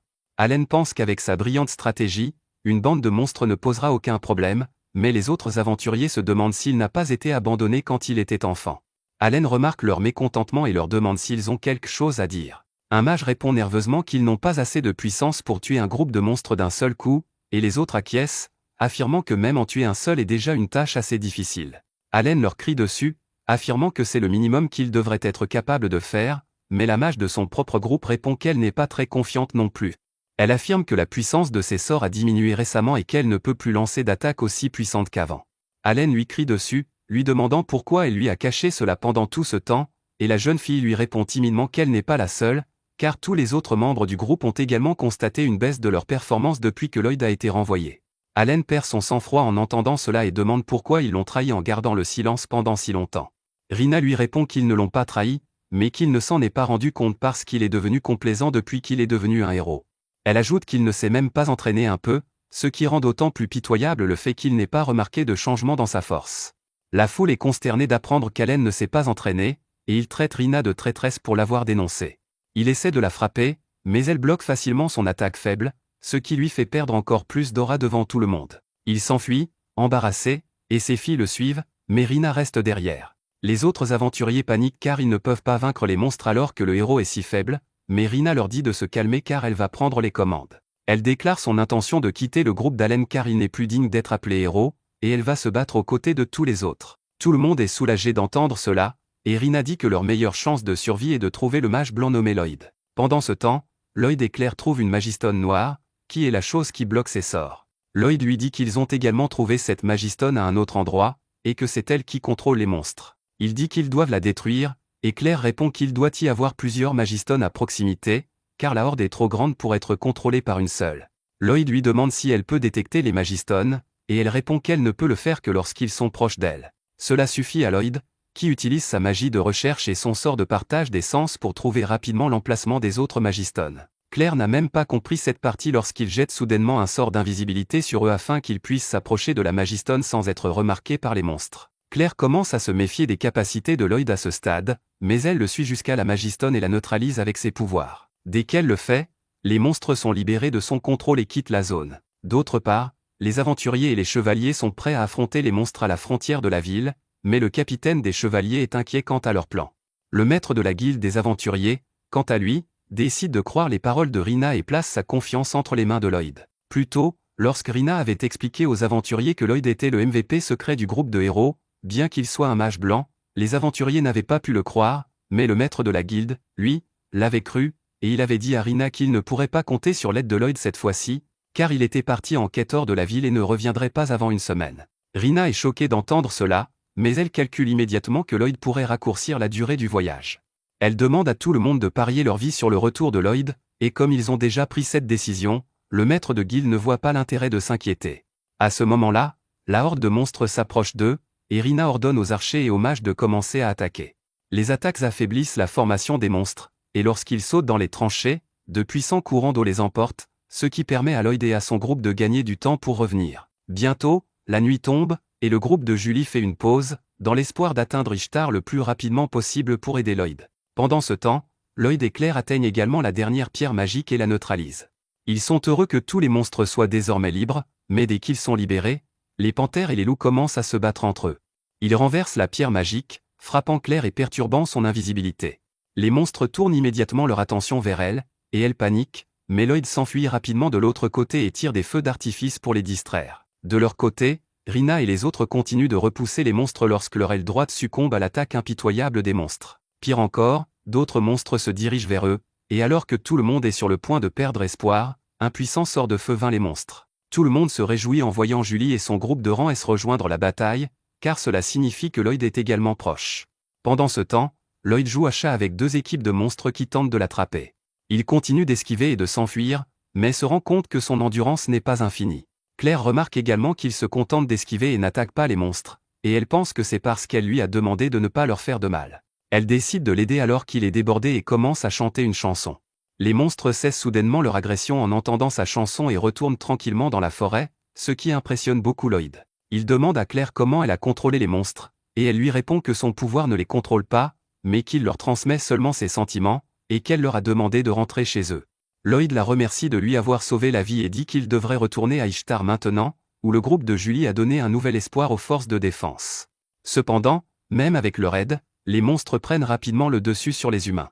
Rina est également blessée pendant le combat, et peu après, les monstres brisent complètement la formation défensive. Tout le monde perd espoir, mais à ce moment-là, ils entendent la douce chanson de Claire, qui est jouée à plein volume grâce à la magie de soutien de Lloyd. Sa magie apaise soudainement les monstres, qui rentrent chez eux sans attaquer aucun humain ni aucun autre monstre. Tout le monde est surpris par cela, et Lloyd dit à Claire que sa magie incroyable a sauvé de nombreuses vies ici.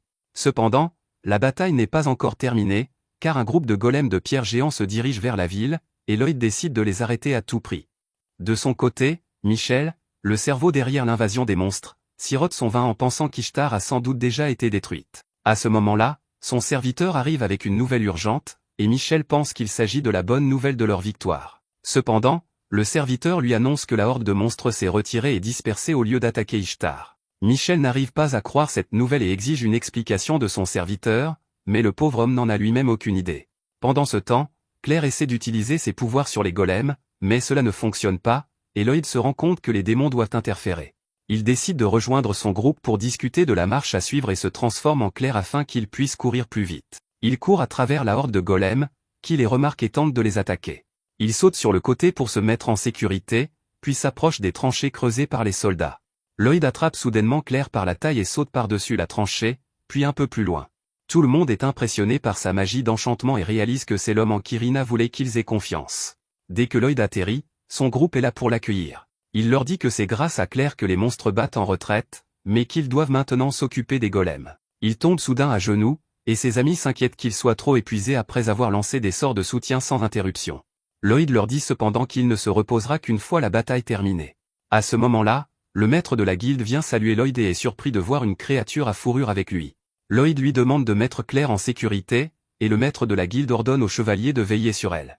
Il ajoute ensuite que Lloyd est leur seul espoir de remporter cette bataille, mais Lloyd ne sait pas qui lui a mis cette idée dans la tête. À ce moment-là, Rina arrive et lui annonce qu'Alan ne participe pas à la bataille. Lloyd est surpris d'entendre cela, et Rina explique qu'Alan s'est disputé avec les aventuriers à la guilde plus tôt et a abandonné ses fonctions.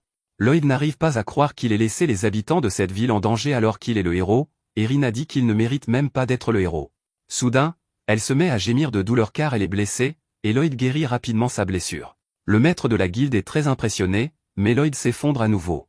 Rina l'aide à se relever et lui dit que tant qu'il était dans leur groupe, il se sentait invincible, mais qu'une fois qu'il est parti, ils ont réalisé qu'il n'était qu'au-dessus de la moyenne. Elle dit qu'elle aurait dû s'en rendre compte plus tôt et empêcher les autres de le renvoyer, mais Lloyd ne croit pas qu'il soit spécial. Heureusement, il n'a pas le temps de se lamenter sur sa faiblesse, car les golems atteignent les lignes de front à ce moment-là. Tout le monde se prépare à combattre et décide de charger directement les golems, mais Lloyd leur crie de rester en arrière, car les golems ne sont pas ordinaires. Cependant, il est trop tard, et les chevaliers découvrent que les golems sont enchantés lorsque leurs épées se brisent en les frappant. Le golem repousse les chevaliers, et Rina reprend immédiatement le contrôle du champ de bataille. Elle ordonne aux magiciens et aux archers d'attaquer le golem à distance, mais leurs attaques ne causent aucun dégât. Le golem traverse la tranchée, repoussant les soldats, et tout le monde commence à paniquer. Lloyd décide de lancer des sorts de renforcement sur tout le monde, mais ses amis lui disent que c'est peut-être trop pour lui. Lloyd répond qu'il peut le faire et jette 2 sorts d'enchantement sur tout le monde en fonction de leurs besoins. Cependant, cela l'épuise encore plus et il pense que les effets magiques ne dureront pas très longtemps. Il dit à ses amis de se dépêcher et de terminer le combat, et Julie grimpe immédiatement sur l'échafaudage pour informer tout le monde des incroyables sorts de renforcement que Lloyd a jetés sur eux. Elle dit qu'ils peuvent désormais facilement gagner ce combat, mais les chevaliers ont du mal à la croire. À ce moment-là, un golem les attaque et ils paniquent, mais Rina intervient et les sauve. Suivant son exemple, Julie attaque le golem et le détruit. Rina en profite pour vanter la puissance de la magie d'enchantement de Lloyd et dit à tout le monde qu'ils sont désormais beaucoup plus forts. Tout le monde le vérifie immédiatement et leur confiance monte en flèche. Lloyd demande à ses amis de soutenir tout le monde, mais il se sent très faible à présent, et le maître de la guilde l'emmène dans un endroit où il peut se reposer. Pendant ce temps, Cross commence à diriger les archers pour qu'ils tirent des boules de feu afin d'infliger 2 fois plus de dégâts aux golems. Daga et Silica combattent également en première ligne, éliminant plusieurs golems grâce à sa puissante magie. Le combat se poursuit, et bientôt, presque tous les golems sont détruits. Julie jette son dévolu sur le dernier qui reste, mais un autre aventurier tente de la devancer. Cependant, lorsqu'il frappe le golem, son épée se brise et tout le monde se rend compte que les sorts de Lloyd ont atteint leurs limites. Tout le monde prend peur et s'enfuit alors que le golem s'approche des portes de la ville, mais Julie se dresse sur son chemin. Cependant, juste au moment où il s'apprête à l'attaquer, Rina la plaque au sol pour la mettre en sécurité, et Daga bloque la puissante attaque. Lloyd se rend compte qu'ils ne peuvent pas gagner seuls, alors il utilise le peu de pouvoir qui lui reste pour enchanter l'épée de Julie. Elle s'en aperçoit et demande à Rina et Daga de l'aider. Ils unissent leurs forces pour bloquer l'attaque, puis Julie attaque le golem et le détruit d'un seul coup. Tout le monde commence à célébrer cette victoire qu'ils pensaient impossible, et Lloyd se donne enfin la chance de se détendre, s'évanouissant immédiatement. De l'autre côté, le général démoniaque Grist arrive au château de Michel pour se plaindre de son échec cuisant. Non seulement ils n'ont pas réussi à détruire Ishtar, mais Claire leur a également été enlevée. Cependant, il ne trouve pas Michel sur place, alors il détruit son bureau à la place et jure de mettre fin à ses jours la prochaine fois qu'il le verra. De retour en ville, Lloyd se réveille après une journée de sommeil profond. Julie vient prendre de ses nouvelles et il se met à pleurer en disant qu'il s'est évanoui parce qu'il était faible. Julie n'a même pas envie de se disputer avec lui à ce stade, alors elle lui dit de la suivre. Dès qu'elle ouvre la porte de l'auberge, les gens à l'extérieur se mettent à acclamer Lloyd, le qualifiant de héros. Cela le rend nerveux et il ferme la porte, car il ne peut pas gérer autant de monde à la fois. Julie se fâche contre lui et lui dit de sortir pour affronter ses fans. Il sort, mais par la fenêtre, afin de ne pas avoir à faire face à tout le monde. De son côté, Willy, l'espion de Merlin, arrive à sa porte, et elle la fait immédiatement exploser, pensant qu'il s'agit d'un voleur. Cependant, Willy n'est même pas égratigné par l'explosion, et Merlin le laisse entrer, où les autres membres de son groupe sont déjà présents. Merlin interroge alors Willy au sujet de Lloyd, et il lui apprend qu'il a été exclu du groupe des héros. Elle est choquée d'apprendre cela, mais Willy lui dit que c'est une bonne chose, car son nouveau groupe le traite beaucoup mieux. Cependant, il l'informe également du manque de confiance en soi de Lloyd et de ses exigences impossibles à satisfaire. Merlin sait qu'elle est responsable de cela, mais elle ne veut pas qu'il répète les erreurs qu'elle a commises dans le passé. De retour en ville, Lloyd se cache de la foule car il ne comprend pas pourquoi elle le poursuit. Son groupe le retrouve et lui dit que tout le monde lui est simplement reconnaissant d'avoir sauvé la ville. Lloyd ne pense pas mériter une telle attention, mais tout le monde lui dit qu'il devrait avoir un peu plus confiance en lui. Suivant leurs conseils, Lloyd décide de saluer la foule, mais il continue de penser qu'il ne mérite pas toute cette attention. Il dit aux gens qu'il devrait rendre davantage hommage aux chevaliers et aux aventuriers, mais ceux-ci lui attribuent tout le mérite. Il le surnomme le héros d'Ishtar, et Lloyd décide de faire de son mieux pour s'habituer à ce traitement. D'un autre côté, Alan est furieux que tout le monde traite Lloyd de héros, et ses filles lui rappellent que son titre de héros sera révoqué parce qu'il a refusé une demande d'urgence. Il le sait aussi, et il décide de quitter la ville avec ses filles. De retour à la résidence de Merlin, tout le monde boit un verre car c'est aujourd'hui que leur ami héros Sibyl a sacrifié sa vie pour tuer le roi démon et sauver les personnes prises entre deux feux. Willy lâche alors une bombe à tout le monde en leur annonçant que les démons sont de nouveau en mouvement et qu'ils ont essayé d'utiliser la magie des hommes bêtes pour envoyer des monstres attaquer Ishtar. Il soupçonne qu'ils essaient de ressusciter le roi démon, et Merlin panique car cela effacerait tout ce pourquoi Sibyl a sacrifié sa vie.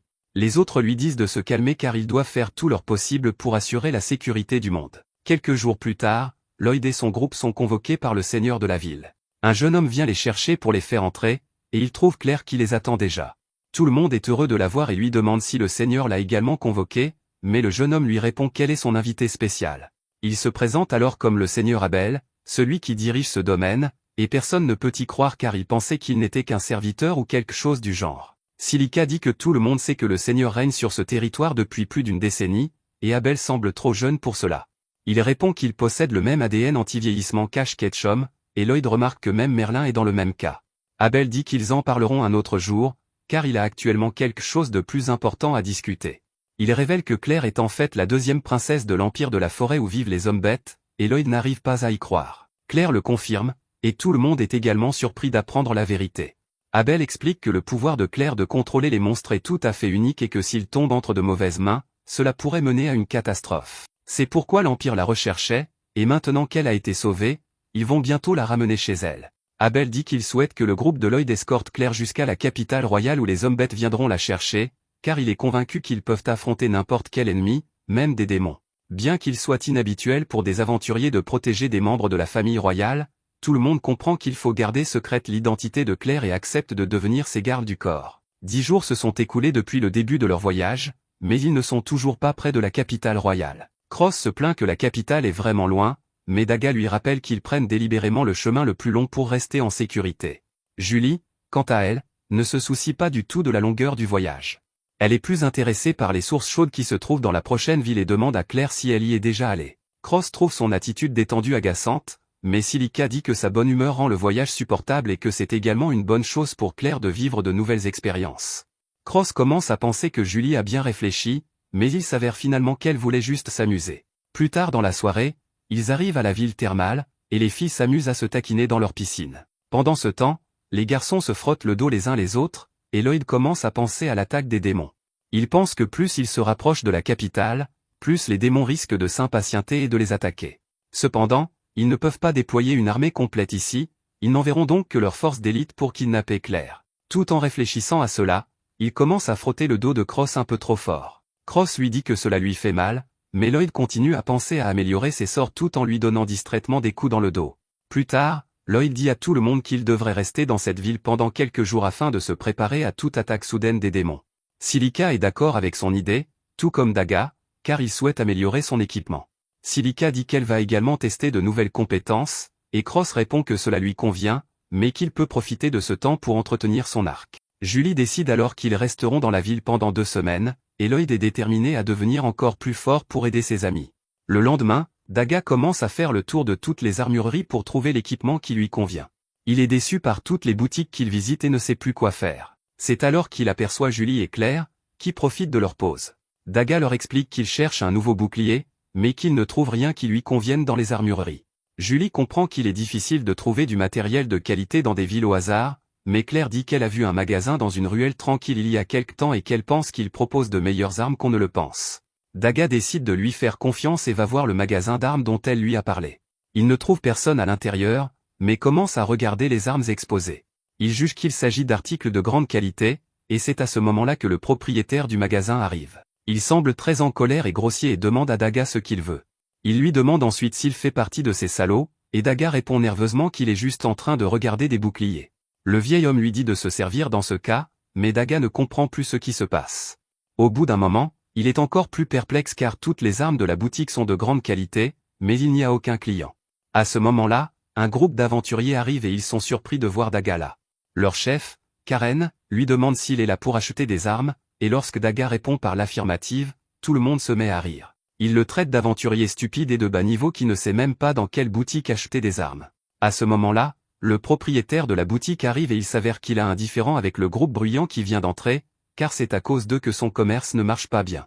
Daga prend la défense du vieil homme et demande si ces types sont une sorte de gang de ravisseurs. Tout le monde répond qu'il doit être un étranger, car tout le monde ici connaît l'aventurière de rang A, Karen. Daga demande pourquoi un aventurier de rang A harcèle le commerçant, et Karen lui répond que c'est la faute du vieil homme qui a refusé de lui vendre un objet spécial. Le vieil homme rétorque qu'il ne saurait même pas s'en servir et qu'il ne peut pas vendre une arme à quelqu'un qui n'est pas digne de la manier. Karen répond qu'il va devoir lui donner une leçon dans ce cas et commence à faire craquer ses doigts. Daga dit que c'est un comportement honteux pour un aventurier de rang A, et le larbin de Karen décide de l'attaquer en premier. Cependant, Daga bloque facilement son poing et le jette à terre, ce qui fait reculer tout le monde. Il sort alors son bouclier du rangement et pousse tout le monde dehors avant de leur claquer la porte au nez. Karen est déconcertée par cette situation et demande « Comment un inconnu peut-il vaincre un aventurier de rang A comme lui ?» Daga ouvre la porte pour montrer son badge de rang S, et tout le monde est stupéfait. Même le vieil homme demande à Daga pourquoi il n'a pas montré son rang plus tôt pour éviter toute cette situation, et il répond qu'il est ridicule de se fier au rang plutôt qu'à la force. Karen et son larbin s'enfuient en entendant cela, mais le vieux commerçant est impressionné par ses compétences et son caractère, et il décide de laisser son trésor à Daga. De son côté, Lloyd essaie d'améliorer un sort, lorsque Julie et Claire reviennent de leur visite touristique. Elles sont curieuses de savoir ce que fait Lloyd, et il leur dit qu'il essaie de rendre ses sorts de soutien plus puissants, mais qu'il est temps qu'il apprenne de nouveaux sorts. Julie lui recommande d'apprendre des sorts d'attaque, mais Lloyd lui répond qu'il ne sera pas doué pour cela, car les mages blancs ne sont pas doués pour les sorts offensifs. Il dit que si la puissance de feu de Silica est comparable à celle d'un lance-flamme, sa puissance d'attaque ne sera équivalente qu'à celle d'une allumette. Il commence alors à observer Silica, qui se trouve dans la forêt à ce moment-là. Elle se détend dans les bras de la nature, puis se met à penser que leur dernière mission aurait été un désastre si Lloyd n'avait pas été là. C'est pourquoi elle veut devenir plus forte, et elle commence à travailler à la création d'un nouveau sort de feu plus puissant. Cependant, elle n'arrive pas à le maîtriser même après plusieurs tentatives, mais elle n'est pas encore prête à abandonner. De retour à l'auberge, Julie raconte qu'elle connaît Silica depuis l'enfance et qu'elle a toujours été considérée comme un génie doté d'une énorme quantité de mana. Cependant, ce n'est pas la seule chose qui la rend si puissante en tant que mage.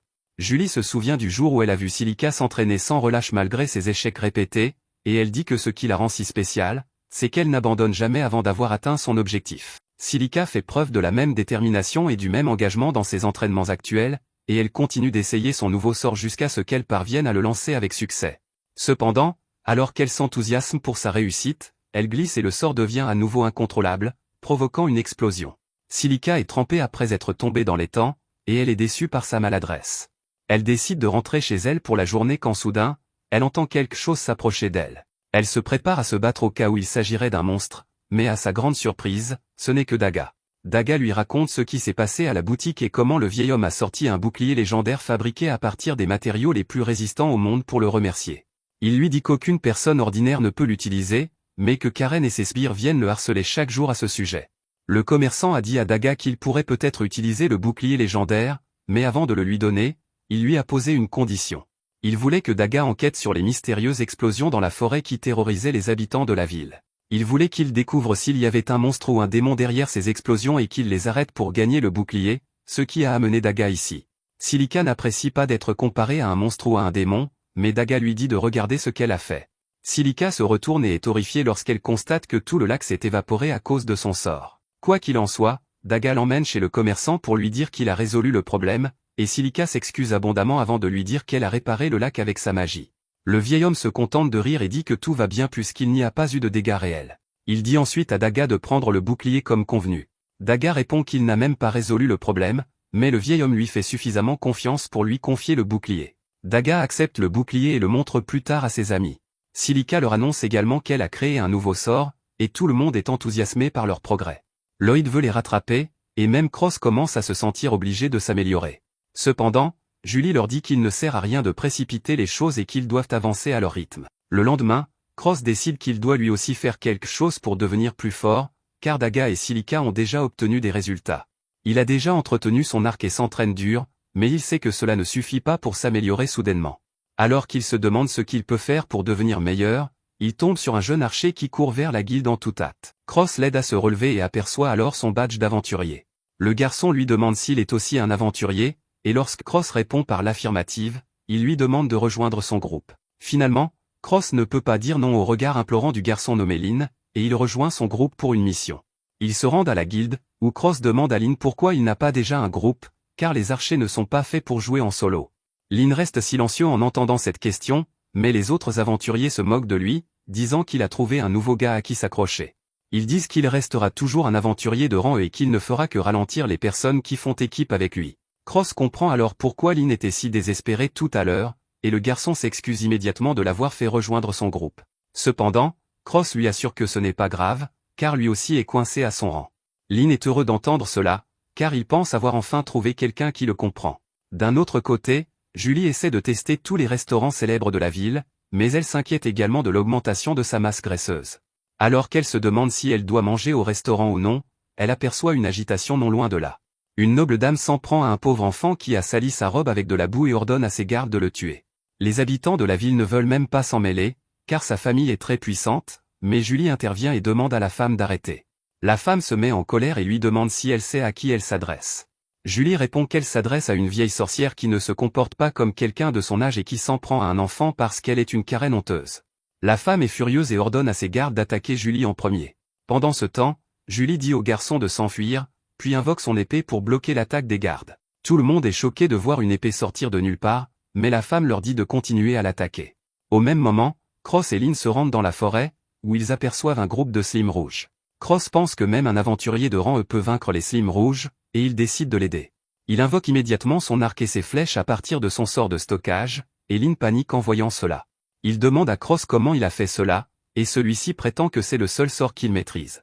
Quoi qu'il en soit, Cross détruit quelques noyaux de slimes grâce à ses tirs précis, et Lynn est impressionné. Cross lui dit d'attaquer les slimes lui aussi, et il vise immédiatement. Cependant, Lynn vise si mal que même l'Académie Stormtrooper ne voudrait pas de lui, et Cross se rend compte que la journée va être longue pour lui. Pendant ce temps, Julie joue avec les gardes de la femme et les traite comme un échauffement. Alors que la femme devient de plus en plus folle à chaque instant qui passe, les habitants de la ville reconnaissent Julie comme une aventurière de rang et se rendent compte que les gardes ne peuvent pas la battre. Cependant, la noble femme a caché sa mage parmi la foule, et elle lui fait signe de piéger Julie à l'aide de la magie. La mage jette un sort qui enchaîne Julie, drainant son mana et son endurance. Elle ne peut pas se libérer du sort, et la femme ordonne à ses gardes de la tuer. Mais à ce moment-là, une femme mystérieuse arrive et leur demande de se battre loyalement. La noble lui dit de s'écarter, mais la femme à la capuche devient alors un éclair et assomme les gardes ainsi que la magicienne avant que quiconque ne puisse la voir. La noble est horrifiée en voyant cela, puis la femme à la capuche s'approche rapidement d'elle et l'assomme simplement en lui faisant peur. Après cela, Julie remercie la mystérieuse femme qui lui a sauvé la vie et lui demande comment elle peut devenir aussi forte qu'elle. La femme lui répond qu'elle est déjà assez forte pour son âge, mais Julie veut devenir plus forte afin de rattraper Lloyd. La femme est surprise d'entendre le nom de Lloyd et retire sa capuche, révélant qu'elle fait partie du groupe de Merlin. Elle veut aider Lloyd pour le bien de Merlin, alors elle accepte de former Julie pendant un certain temps.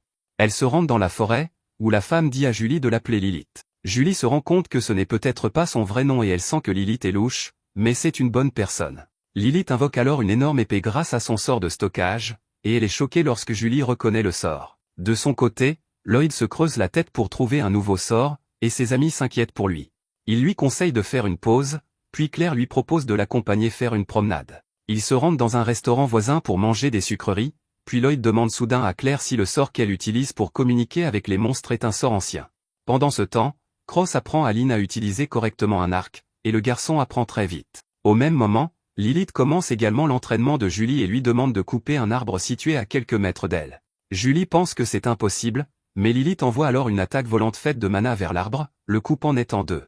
Julie est impressionnée par cette technique et décide de l'essayer à son tour. De retour au restaurant, Claire affirme qu'elle utilise la magie ancienne, et Lloyd lui demande s'il peut lui aussi apprendre les sorts anciens, car ils sont incroyablement puissants et efficaces. Claire lui répond que ce n'est pas possible, car les personnes ayant le potentiel d'utiliser la magie ancienne ne naissent qu'une fois tous les plusieurs siècles. Si des personnes qui n'ont pas d'aptitude pour la magie ancienne l'utilisent, elles s'exposent à de graves effets négatifs. Elle évoque un grand mage qui a utilisé un sortilège ancien alors qu'il n'en avait pas le potentiel, et qui a perdu la vie sur le coup. C'est pourquoi elle veut que Lloyd cesse de penser à la magie ancienne, car le simple fait d'essayer mettrait sa vie en danger. Lloyd comprend et décide d'abandonner cette approche et de trouver autre chose à la place. De retour dans la forêt, Cross et Lynn ont vaincu tous les Slims, et Cross dit qu'ils auraient été plus rapides s'ils avaient eu un arc spécial leur permettant d'utiliser des compétences de tir rapide. Il demande à Lynn de ramasser les corps des Slims, mais à ce moment-là, un monstre araignée géant arrive et commence à manger les Slims. Cross essaie de l'attaquer, mais ses flèches sont inefficaces contre lui. Il se rend compte qu'ils ont besoin de magie ou d'une compétence de tir rapide pour vaincre le monstre, mais il ne dispose pas des outils nécessaires pour cela. Cependant, Lynn a une idée et dit à Cross d'invoquer les flèches depuis son stock plutôt que de les sortir de son carquois afin de gagner du temps. Cross essaie son idée et, étonnamment, cela réduit considérablement sa vitesse de tir. Il parvient à lancer une rafale de flèches sur la tête de l'araignée, la tuant. Il retourne à la guilde avec cela, et Cross laisse Lynn s'attribuer tout le mérite de la mission afin que les autres aventuriers commencent à le considérer comme un archer talentueux. Après cela, Lynn demande à Cross s'il est réellement un aventurier de haut rang, et il commence à s'agiter lorsqu'il voit que Cross est un aventurier de rang S. D'autre part, Julie essaie d'apprendre la technique du coup volant, mais c'est beaucoup plus difficile qu'elle ne le pensait. Cependant, Lilith est perplexe, car cela lui a été assez facile. Julie se demande quel genre de monstre elle est, mais elle continue d'essayer d'apprendre cette technique. Lilith lui demande pourquoi elle est si désespérée de devenir plus forte, et Julie lui raconte comment elle est devenue trop confiante après avoir atteint le rang S, mais Lloyd l'a remise à sa place, et maintenant elle veut devenir aussi forte que lui. Lilith est impressionnée par cela, et à ce moment-là, un monstre lui saute dessus par derrière. Julie le repère et l'avertit, mais Lilith ne bouge pas. Pour la sauver, Julie envoie un coup de sabre volant vers le monstre. Son attaque transperce le monstre, et Lilith la félicite d'avoir enfin appris le coup de sabre volant. Julie réalise également qu'elle a réussi à utiliser cette technique au moment où cela comptait vraiment, mais elle s'endort soudainement.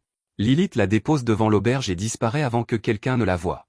Le lendemain matin, Julie est impatiente de reprendre leur voyage, et Lloyd est contrarié car il pense qu'il n'a fait aucun progrès pendant ce temps, même s'il a créé de nouveaux sorts et amélioré ceux qui existaient déjà. De son côté, le général démoniaque Grist rend compte de ses échecs à son patron, qui est très déçu de lui. Il le réprimande de ne pas avoir réussi à capturer une seule ville humaine, même avec son immense armée de monstres, et Grist promet qu'il ne faillira plus. Son patron, probablement le seigneur démon, lui ordonne de trouver Claire avant toute chose, et il accepte cet ordre. Une fois sorti du château, Grist commence à piquer une crise parce qu'il n'a pas le moindre indice, mais à ce moment-là, Michel, le cerveau derrière l'attaque précédente, fait son apparition. Grist est en colère contre lui et lui demande comment il ose se montrer ici, et Michel répond qu'il n'a pas reçu son paiement pour la mission précédente. Grist veut le mettre en pièces immédiatement, mais Michel lui dit alors que Claire se dirige vers la capitale de l'Empire humain et qu'au lieu de chevaliers, c'est un groupe d'aventuriers de rang S qui la protège. Grist lui demande pourquoi il lui dit cela, et Michel répond qu'il doit rétablir sa réputation après son échec précédent et qu'il veut aider les démons à capturer Claire. Pendant ce temps, Lloyd et son groupe poursuivent leur voyage lorsqu'ils perçoivent soudainement un mouvement dans les buissons. Ils se mettent en alerte, mais heureusement, il ne s'agit que d'un lapin. Pour s'en assurer, Lloyd utilise son sort de recherche et constate qu'il n'y a pas de démon à proximité. Il décide alors de faire une pause, et Lloyd commence à fixer Julie d'un regard effrayant. Il lui dit qu'elle et tous les autres semblent avoir acquis de nouvelles compétences, car ils étaient pleins de confiance tout à l'heure lorsqu'ils se préparaient à fumer le lapin. Lui, en revanche, se sent anxieux, car il pense que ses préparatifs ne sont pas suffisants. Julie lui dit qu'il devrait avoir davantage confiance en lui, et Claire la soutient. Elle dit à Lloyd qu'il est le membre le plus puissant du groupe, mais il pense qu'elle raconte n'importe quoi. Cependant, les autres membres du groupe partagent son sentiment. Ils disent à Lloyd qu'ils se sont entraînés dans le village pour le rattraper et qu'il doit prendre conscience de sa véritable force, car c'est de là que vient la véritable confiance en soi. Julie lui dit que s'il se sous-estime, il ne saura même pas comment s'améliorer, et Lloyd répond qu'il va s'efforcer d'avoir plus confiance en lui à partir de maintenant. De son côté, Merlin décide de rendre visite à un vieil ami qui vit dans un château. Les gardes l'empêchent d'entrer, alors elle utilise la magie pour leur faire un lavage de cerveau et pénétrer dans le château, mais elle sait que tout cela n'est qu'une illusion. Elle atteint bientôt un mur et dissipe l'illusion qui le recouvre pour révéler une porte, mais alors qu'elle s'apprête à frapper, la porte s'ouvre et une créature à fourrure l'entraîne à l'intérieur. Merlin demande à la créature, nommée Ryuan, comment elle a su qu'elle était là, et celle-ci répond qu'elle a senti son pouvoir magique. Quoi qu'il en soit, Merlin passe aux choses sérieuses et s'enquiert du royaume des démons. Ryuan lui dit que le fils de l'ancien roi démon dirige le royaume magique des démons, mais qu'ils peuvent supposer que cette génération de démons n'est pas aussi puissante que la précédente. Après cela, Merlin commence à louer les recherches de Ryuan, mais elle estime que Merlin est bien plus extraordinaire, car elle peut lancer des sorts sans incantation et a inventé de nombreux nouveaux types de sorts en étudiant la magie ancienne. Cependant, Merlin n'est pas là pour parler d'elle-même. Elle sort un ancien grimoire de son sort de stockage et demande à Ryuan de l'analyser. Elle veut savoir s'ils peuvent utiliser ce demi-livre pour sceller le Seigneur Démon, ce qui inquiète Ryuan car cela signifie que le Seigneur Démon peut ressusciter. De retour dans la forêt, Lloyd et les autres décident d'être plus prudents car la nuit va bientôt tomber. Lloyd décide de scanner la zone à grande échelle, mais quelque chose interfère avec son sort. Soudain, un épais brouillard envahit la zone de manière anormale, et lorsque Silica tente de le disperser avec sa magie, elle se rend compte qu'elle ne peut même pas invoquer son bâton. Lloyd remarque que cela semble être l'œuvre de démons qui manipulent le brouillard avec de la magie pour les empêcher d'utiliser leurs armes. Il se met immédiatement à courir vers le village pour sortir du brouillard, et Julie dit que si les démons bloquent la magie avec le brouillard, ils ne pourront pas non plus les trouver. Lloyd répond qu'ils ont peut-être des moyens cachés pour les trouver, et même si les démons échouent, il y a le danger que des monstres les attaquent.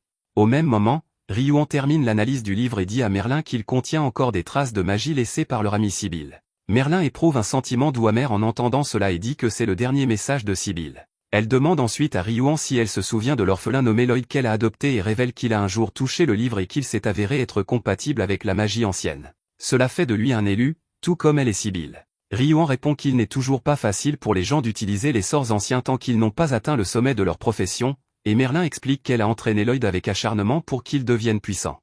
Cependant, elle n'a pas réussi à comprendre ses émotions, et il s'est enfui de la maison pour devenir aventurier. Elle explique qu'à l'heure actuelle, Lloyd escorte la princesse des hommes bêtes jusqu'à la capitale, et qu'elle est venue ici pour le revoir car il lui manque terriblement.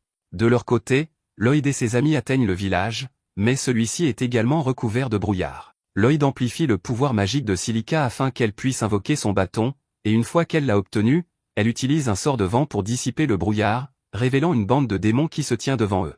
Claire reconnaît immédiatement Grist comme étant son ravisseur de la dernière fois, et celui-ci demande à Lloyd et aux autres de lui remettre la jeune fille car il a besoin d'elle. Il envoie ses subordonnés sorciers attaquer en premier, mais maintenant que Lloyd et les autres peuvent utiliser la magie, il invoque leurs armes et se prépare à combattre. Julie envoie des coups de sabre volant vers les ennemis pour les abattre, et Silica les attaque avec des boules de feu.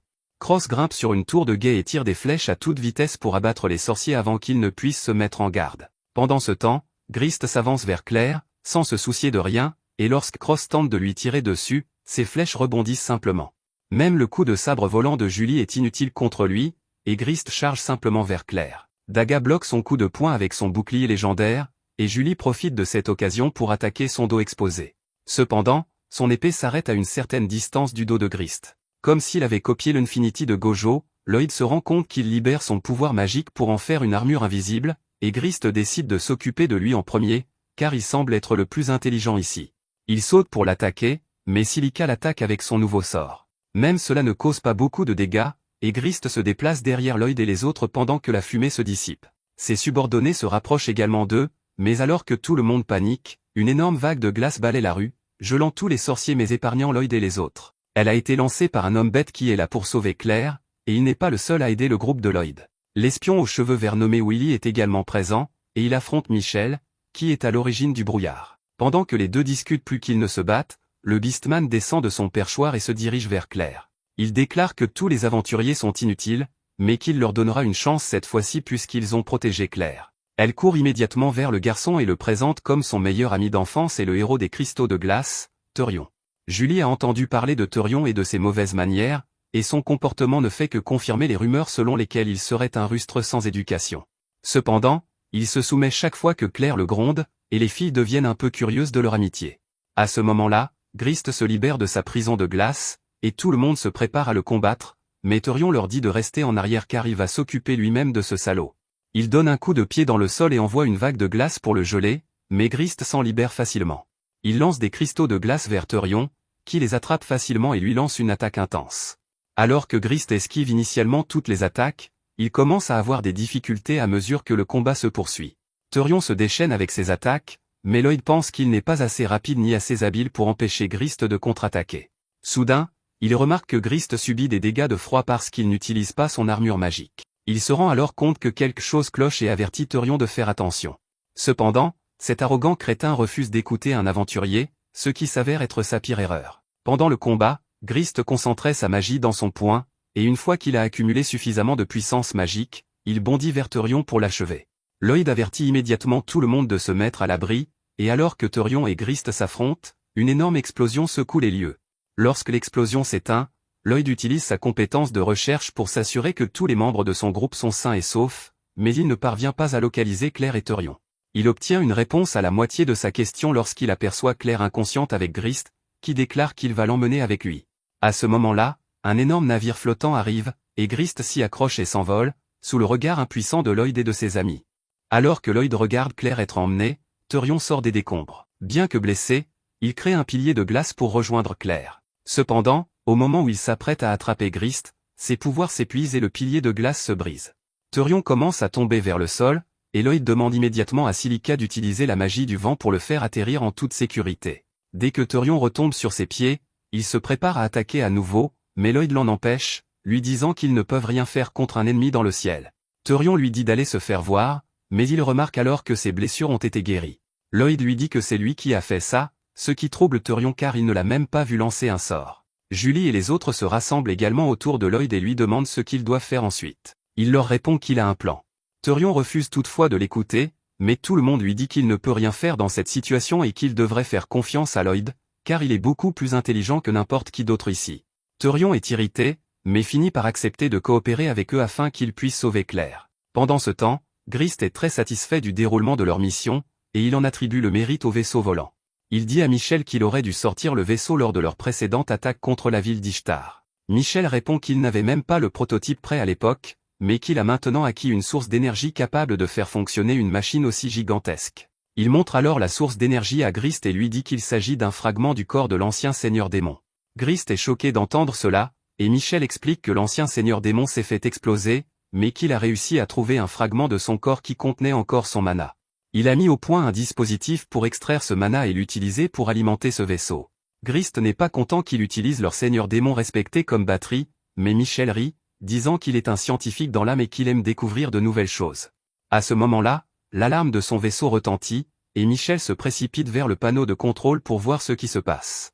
Il constate que Therion crée des blocs de glace et les utilise comme des marches pour sauter vers eux, et le groupe de Lloyd suit ses traces.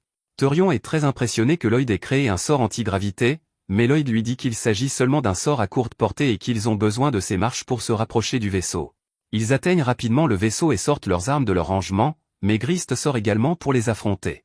Il est convaincu qu'il peut battre tout le monde comme il l'a fait la dernière fois, mais cette fois-ci, Lloyd lance de puissants sorts d'amélioration sur tout le monde. Therion attaque Grist en premier, mais une fois de plus, son armure magique bloque tout. Cependant, Lloyd lance sournoisement un autre sort sur Grist, puis fait signe à ses amis d'attaquer. Silica lui envoie un brouillard acide, mais Grist le dissipe simplement à l'aide de sa magie, puis Julie et les autres lancent également une série d'attaques contre lui. Cependant, l'armure magique de Grist les repousse toutes et leur inflige une nouvelle défaite. Il demande à Therion s'il pensait pouvoir le vaincre cette fois-ci, et celui-ci répond qu'il savait qu'il ne pouvait pas le battre seul. Grist dit que même tout le groupe ne peut pas le battre, puis recharge son coup de poing magique. Il s'apprête à frapper Thurion, mais Daga s'interpose pour le protéger. Grist rassemble à nouveau la magie dans son poing, mais celle-ci se fige soudainement et se brise. Il est complètement abasourdi et se demande comment il a pu perdre son bras alors qu'aucune attaque ne l'a touché. Thurion lui explique que c'est à cause des gelures causées par les vents glaciales qui les entourent, mais Grist ne comprend toujours pas ce que cela signifie. Lloyd s'avance et explique que lorsque Thurion l'a attaqué pour la première fois, il a jeté un sort sur Grist afin qu'il ne puisse plus ressentir la douleur. Après cela, il n'avait plus qu'à l'épuiser et à attendre que les gelures envahissent son corps. Lloyd explique à Grist que son armure magique est très résistante, mais qu'elle ne peut le protéger que des attaques qu'il peut voir ou sentir, sinon, ses récepteurs de douleur étant bloqués, il n'avait aucun moyen de savoir à quel point l'air froid lui faisait mal. Grist demande comment il a bien pu comprendre cela. Et Lloyd répond que lors de son combat contre Thurion un peu plus tôt, il a vu ses cheveux gelés alors qu'il avait évité toutes les attaques. Cela lui a fait comprendre que s'il ne pouvait pas remarquer une attaque, celle-ci lui infligerait des dégâts, et il s'est assuré que tout le monde continue à l'attaquer pour le distraire pendant que Thurion lançait son sort. Grist est furieux, mais soudain, le sortilège qui neutralise la douleur commence à s'estomper et son bras se met à lui faire mal. Il retourne immédiatement à l'intérieur du navire et tente de libérer les monstres sur lesquels Michel mène des recherches. Michel lui dit d'arrêter car il n'a pas encore fini d'étudier les monstres, mais Grist s'en moque car il a besoin de quelqu'un d'autre pour combattre les aventuriers. À ce moment-là, Lloyd et les autres arrivent à l'intérieur du navire et aperçoivent Claire enfermée dans une cage. Thurion se met en colère et exige que les ravisseurs libèrent Claire, tandis que Grist, impatient, brise les verrous des cages des monstres. Michel panique lorsque ses cobayes sont libérés de leur cage, mais ceux-ci sont désormais complètement incontrôlables, et un serpent géant commence à s'enrouler autour de Grist. Cela donne une idée à Michel, qui décide de mener une expérience pour voir comment les monstres se comportent dans un combat réel. Il sort un appareil magique de sous le sol et le met en marche, libérant une onde sonore magique qui lave le cerveau de tous les monstres pour qu'ils lui obéissent. Pendant ce temps, Thurion détruit la prison où Claire était détenue et la met en sécurité. Cependant, avant qu'il puisse l'emmener et s'enfuir, le groupe de Lloyd trouve les monstres prêts à les attaquer sur ordre de Michel. Ils dégainent leurs armes pour riposter, mais Claire s'interpose, leur demandant de ne pas faire de mal à ces créatures innocentes. Elle commence soudainement à utiliser sa magie ancestrale pour contrôler les monstres, qui sont alors libérés du lavage de cerveau de Michel. Cependant, sa magie a également des effets secondaires, et le navire se met à trembler lorsque les cercles magiques de Michel commencent à mal fonctionner. Il se demande ce qui se passe, et au même moment, Grist s'appuie sur le système d'alimentation du navire pour maintenir son équilibre, mais il reçoit un choc puissant qui l'assomme. À ce moment-là, Michel se rend compte que le sortilège ancien utilisé par Claire a résonné avec le fragment du roi démon, le faisant passer en mode surpuissance. Il se rend compte qu'il va exploser s'il le laisse tel quel et le retire immédiatement du dispositif magique, le refroidissant instantanément. Cependant, à cause de cela, le vaisseau commence à tomber, mais Lloyd utilise sa magie anti-gravité pour le stabiliser. Soudain, Grist commence à agir bizarrement et ordonne à Michel de lui donner le fragment du Seigneur Démon. Michel se rend compte que la conscience du Seigneur Démon a pris le contrôle du cerveau de Grist et qu'elle essaie de l'utiliser comme réceptacle. Il est très impatient de voir ce que cela va donner et lance le fragment vers Grist, qui émet alors un puissant mana noir. Les monstres sont terrifiés par lui et sont bientôt aspirés dans le vortex de mana noir, qui commence à vaciller et à changer de forme. Puis, soudain, le mana noir se disperse et Grist en ressort sous la forme d'une chimère. Tout le monde est horrifié par ce spectacle, mais Michel est vraiment ravi, car tout cela n'est qu'une expérience pour lui. Cependant, Grist a complètement perdu la tête et l'attaque le premier, mettant fin à sa vie sur le coup, mais en véritable homme de science, Michel est heureux de ses découvertes jusqu'à son dernier souffle. Après cela, la chimère tourne son attention vers Lloyd et son groupe, qui ne sont pas sûrs de pouvoir la vaincre. Pendant ce temps, Merlin quitte le château de Riouan lorsqu'elle tombe soudainement sur Willy, qui lui apporte un rapport urgent. De retour sur le vaisseau, alors que le monstre les attaque, Lloyd renforce Daga pour bloquer son attaque, et Daga se rend compte qu'il ne pourra pas bloquer plus de 2 coups supplémentaires. Tout le monde décide d'évacuer le navire car il continue de tomber rapidement, mais la chimère saute par-dessus eux et bloque la sortie. Thurion invoque son épée de glace pour la combattre, mais Claire l'arrête, lui disant qu'il y a des créatures innocentes à l'intérieur de la chimère et qu'ils ne doivent pas leur faire de mal. Alors que Thurion accepte la demande de Claire, Julie et Cross commencent à bombarder la chimère avec leurs attaques à longue distance. Cependant, la chimère crache du feu et du vent par la bouche, créant une tornade de feu qui dévie leurs attaques, et Lloyd commence à paniquer en se demandant comment sortir vivant de cette situation. Au même moment, Merlin et Willy se téléportent à l'endroit où se trouve Lloyd, et Merlin est prise de vertige car Willy a conçu la potion de téléportation uniquement pour lui-même. Dès qu'elle se calme, elle utilise le sort de recherche pour détecter l'emplacement du navire et le communique à Willy. Il boit une autre bouteille de potion de téléportation pour rejoindre leur position. Pendant ce temps, Lloyd et ses amis sont toujours bloqués à leur place à cause de la chimère. Silica essaie de la faire sortir du navire avec sa magie du vent, mais celle-ci bloque et dévie son attaque avec ses ailes. Alors que tout le monde se demande quoi faire dans cette situation, Lloyd a une idée. Il dit à tout le monde de s'accrocher aux parois du navire, puis leur demande de ranger leurs armes, car il va libérer sa magie de gravité qui stabilise le navire. Tout le monde l'écoute et range ses armes, puis Lloyd arrête sa magie de gravité, ce qui fait basculer le navire sur le côté. La chimère tombe au fond, incapable de les atteindre, et tout le monde en profite pour se précipiter à l'extérieur. Lloyd est le dernier à partir, et la chimère lui crache du feu, mais il le bloque à l'aide d'une barrière avant de rejoindre ses amis à l'extérieur. Il demande alors à Therion de créer un bloc de glace sur lequel ils peuvent se tenir, mais à ce moment-là, la chimère sort du navire et détruit le bloc de glace avec son souffle de feu.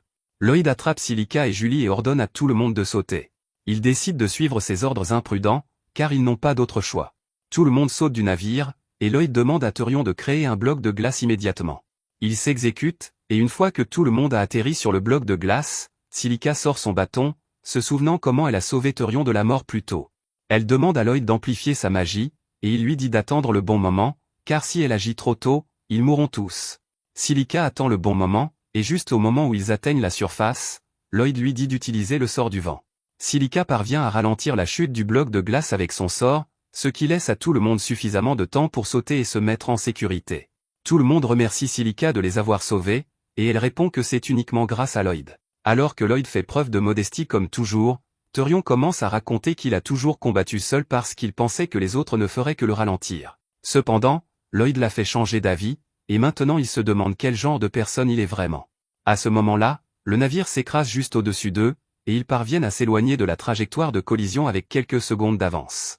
Le vaisseau explose en touchant le sol, et Claire se met à pleurer pour les monstres innocents qui étaient piégés à l'intérieur. Cependant, la chimère est toujours en vie, et alors qu'elle sort des décombres, elle grandit soudainement en taille et en force. Tout le monde est terrifié, et Lloyd leur dit de se diriger vers la forêt, car ils y seront plus en sécurité. Au même moment, Merlin et Willy se téléportent près d'eux, et Merlin localise rapidement le groupe de Lloyd. Elle découvre qu'ils se cachent dans la forêt et discutent de quelque chose, alors elle décide de s'approcher. Pendant ce temps, tout le monde se demande ce qu'est la chimère et pourquoi elle les poursuit. Lloyd pense que c'est la magie ancienne de Claire qui a réveillé le fragment du Seigneur Démon, et qu'il a commencé à chercher un corps. Il a possédé Grist, mais comme cela ne suffisait pas, il a absorbé les monstres pour devenir encore plus puissant. Quant à la raison pour laquelle il les suit, Lloyd pense que la conscience de Grist est toujours présente dans la chimère et qu'il essaie toujours de capturer Claire. Merlin et Willy arrivent alors à leur emplacement et se cachent dans les buissons pour écouter le plan de Lloyd. Gaga suggère de cacher Claire à l'aide d'un sort de dissimulation, mais Lloyd pense que la chimère ne cessera pas de les suivre. Therion dit que leur seule option est de la tuer, mais Claire ne le souhaite pas. Tout le monde se demande s'il existe un moyen de sauver les monstres, et soudain, Lloyd a l'idée de demander à Claire de chanter à nouveau pour la chimère. Il pense que si elle augmente sa puissance et qu'elle transmet ses sentiments pour faire sortir les monstres de la chimère, cela pourrait fonctionner. Therion ne pense pas que ce soit une bonne idée, mais Lloyd est convaincu que cela marchera. Claire est heureuse qu'il y ait un espoir de ramener les monstres à la normale et elle accepte de suivre le plan de Lloyd. Cependant, alors qu'ils s'apprêtent à mettre leur plan à exécution, Merlin intervient et leur ordonne d'arrêter. Lloyd est stupéfait de la voir, et Merlin lui dit qu'il devrait rester à l'écart de la magie ancienne. Il répond qu'il le sait, mais Merlin lui dit qu'il ne le sait pas. Elle explique que la magie ancienne est dangereuse et que quiconque s'y adonne doit en payer le prix. Cependant, Lloyd lui dit que Claire peut utiliser la magie ancienne et que, avec son soutien, elle peut sauver la situation. Merlin est surprise de voir que son élève a enfin trouvé le courage de lui répondre. Lloyd lui dit qu'après l'avoir quitté et avoir rencontré ses amis, il a réalisé que s'il restait ignorant de son pouvoir, il ne deviendrait jamais plus fort. Il croit pouvoir maîtriser cette situation, et Merlin lui répond qu'elle lui a appris à ne jamais être trop confiant. Lloyd lui répond que ce n'est pas de l'excès de confiance, car il sait désormais exactement où il en est et à quel point il doit travailler dur pour devenir plus fort. À ce moment-là, la chimère arrive et Lloyd mène ses amis pour l'affronter, tandis que Merlin reste à sa place. Elle essaie de se convaincre que Lloyd ne fera que soutenir la magie ancienne de Claire et ne l'utilisera jamais lui-même pour provoquer une autre tragédie, mais au fond d'elle-même, elle sait qu'elle ne pourra pas l'arrêter éternellement. De son côté, Lloyd utilise sa magie de soutien pour renforcer Therion, qui attaque la chimère avec une pluie de glaçons. Alors que le monstre est distrait en essayant de les bloquer, Lloyd grimpe sur son épaule et utilise son bâton comme une antenne pour canaliser la chanson de Claire directement dans le corps du monstre. Alors qu'il amplifie et canalise la chanson dans le corps de la chimère, Lloyd ressent une sensation étrange, mais il la surmonte. La magie ancienne de la chanson commence à affecter la chimère, et un trou noir s'ouvre au-dessus d'elle. Merlin est stupéfaite en voyant cela, car elle seule sait ce que cela signifie, mais Lloyd n'est même pas conscient du trou noir, car il s'assure que la chanson de Claire fonctionne. La chimère commence à briller et à se désintégrer, et les monstres en tombent un par un, mais le trou noir commence à absorber le reste. Lloyd s'en rend compte trop tard, et alors qu'ils célèbrent leur succès, il se retrouve soudainement aspiré dans le trou noir avec Grist. Ses amis sont choqués, mais Merlin comprend que c'est le contre-coup de la magie ancestrale qui attire Lloyd vers elle. Rapidement, Lloyd et Grist disparaissent dans le trou noir, et Lloyd ne se rend même pas compte de ce qui se passe jusqu'à ce qu'il remarque que le corps de Grist disparaît. Il commence alors à se demander où il se trouve, et soudain, il aperçoit son propre corps flotter dans les airs. Alors qu'il se demande ce qui se passe, il entend une voix étrange lui dire que son corps et son esprit sont lentement déchirés. Lloyd demande si c'est à cause de la magie ancienne, et la voix lui répond par l'affirmative. Tout le monde à l'extérieur du trou noir peut également l'entendre, et Merlin reconnaît la voix, car elle appartient à Sibylle. Sibylle explique à Lloyd que la magie ancienne n'est que le vestige de la magie autrefois utilisée par les peuples anciens qui transcendaient les limites de l'humanité. Ils ont développé une magie capable de modifier les lois de la réalité elle-même, mais à long terme, leur pouvoir a entraîné le chaos et la destruction. Sibylle apparaît soudainement devant Lloyd et lui explique que les peuples anciens ont également pris conscience des dangers de leur pouvoir et, avant que le monde ne soit complètement détruit, ils ont interdit l'utilisation de la magie ancienne. Cependant, ils savaient qu'un jour, une magie aussi puissante serait nécessaire, et ils ont créé une méthode permettant à de rares personnes de naître avec la capacité d'utiliser la magie ancienne. Et pour empêcher quiconque d'utiliser la magie ancienne, les peuples anciens ont jeté un sort sur le monde entier qui détruisait toute personne autre que les héritiers de la magie ancienne qui tentaient de la lancer. Lloyd a déjà entendu cette histoire, et il se souvient qu'il y avait un homme qui utilisait la magie ancienne même s'il ne l'avait pas héritée. Sibylle déclare que c'est lui qui a utilisé la magie ancienne contre le Seigneur Démon. Lloyd est choqué d'entendre cela, et Sibylle explique que lui et ses amis ont réussi à pousser le Seigneur Démon au bord de la défaite après une bataille très difficile. Cependant, ils ont baissé leur garde en voyant qu'ils étaient en train de gagner, et ce fut leur plus grande erreur. Réalisant qu'il allait perdre de toute façon, le Seigneur Démon a décidé de se faire exploser, détruisant la ville voisine ainsi que les membres du groupe de Sibylle. Voyant cela, Sibylle a utilisé la magie ancienne interdite pour ramener tout le monde, au prix de sa propre vie. Cette fois-ci, Lloyd a utilisé la magie ancienne accidentellement, et maintenant il est emmené. Le sol sous leurs pieds commence soudainement à s'assombrir, et Lloyd voit son corps s'enfoncer. Il panique, et Sibylle lui dit qu'il a encore une chance de revenir. Lloyd demande comment il peut faire cela, et Sibylle lui dit d'écouter son cœur. Dès que Lloyd touche sa poitrine, il se souvient de ses amis, et au même moment, il l'appelle par son nom, lui montrant le chemin pour sortir du trou noir. Lloyd suit leur voie pour sortir, et Sibylle disparaît avec un sourire sur le visage après avoir accompli sa dernière tâche. Lloyd tombe hors du trou noir juste au moment où le soleil se lève, et ses amis le serrent fort dans leurs bras. Merlin les observe de loin et remercie Sibylle d'avoir sauvé Lloyd, les larmes coulant sur son visage. Peu après, Lloyd et ses amis escortent Claire en toute sécurité jusqu'à la capitale. Tout le monde a encore du mal à accepter que le professeur de Lloyd ne soit autre que la grande sage Merlin, mais il remarque qu'elle ne semble pas du tout être une sainte. À ce moment-là, Claire vient également leur parler, et Therion la suit. Il lui demande de venir à l'écart, puis s'excuse d'avoir perdu le sac qu'elle lui avait confectionné lors de la bataille précédente. Claire lui répond que ce n'est pas grave, car elle peut toujours lui en confectionner un autre, et Therion rougit de honte. Il rencontre ensuite le roi, qui les félicite pour leur bravoure et les récompense généreusement pour avoir protégé Claire. Alors qu'ils rentrent de la réunion, la chercheuse à fourrure Ryuan apparaît soudainement derrière eux et commence à renifler Lloyd. Il pense qu'elle est perverse, mais Ryuan s'offusque. Elle lui dit qu'elle ne faisait que le renifler parce que sa magie a une odeur similaire à celle de Merlin, et personne ne comprend ce qu'elle veut dire. Merlin arrive et explique comment Ryuan peut distinguer les gens grâce à l'odeur de leur magie. Plus personne ne s'intéresse à la créature à fourrure, et le groupe de Lloyd commence à courtiser Merlin, car c'est une magicienne légendaire. Lloyd ne comprend toujours pas pourquoi tout le monde l'encense autant, puis Merlin s'approche de lui et lui demande s'il veut rentrer chez lui maintenant. Lloyd répond qu'il veut continuer à partir à l'aventure et à apprendre toutes sortes de sorts afin de pouvoir en créer encore plus et devenir plus utile à ses amis. Merlin est heureuse d'entendre cela et elle rentre chez elle avec Willy, réalisant que le danger de la résurrection du Seigneur Démon est toujours présent et qu'ils auront besoin du pouvoir de Lloyd à l'avenir. De leur côté, Lloyd et ses amis arrivent au manoir que le roi leur a offert en récompense, et ils sont impatients de poursuivre leurs aventures ensemble. Mais c'est là que cette vidéo se termine. N'oubliez pas d'aimer et de vous abonner à la chaîne. Merci d'avoir regardé, et à la prochaine fois.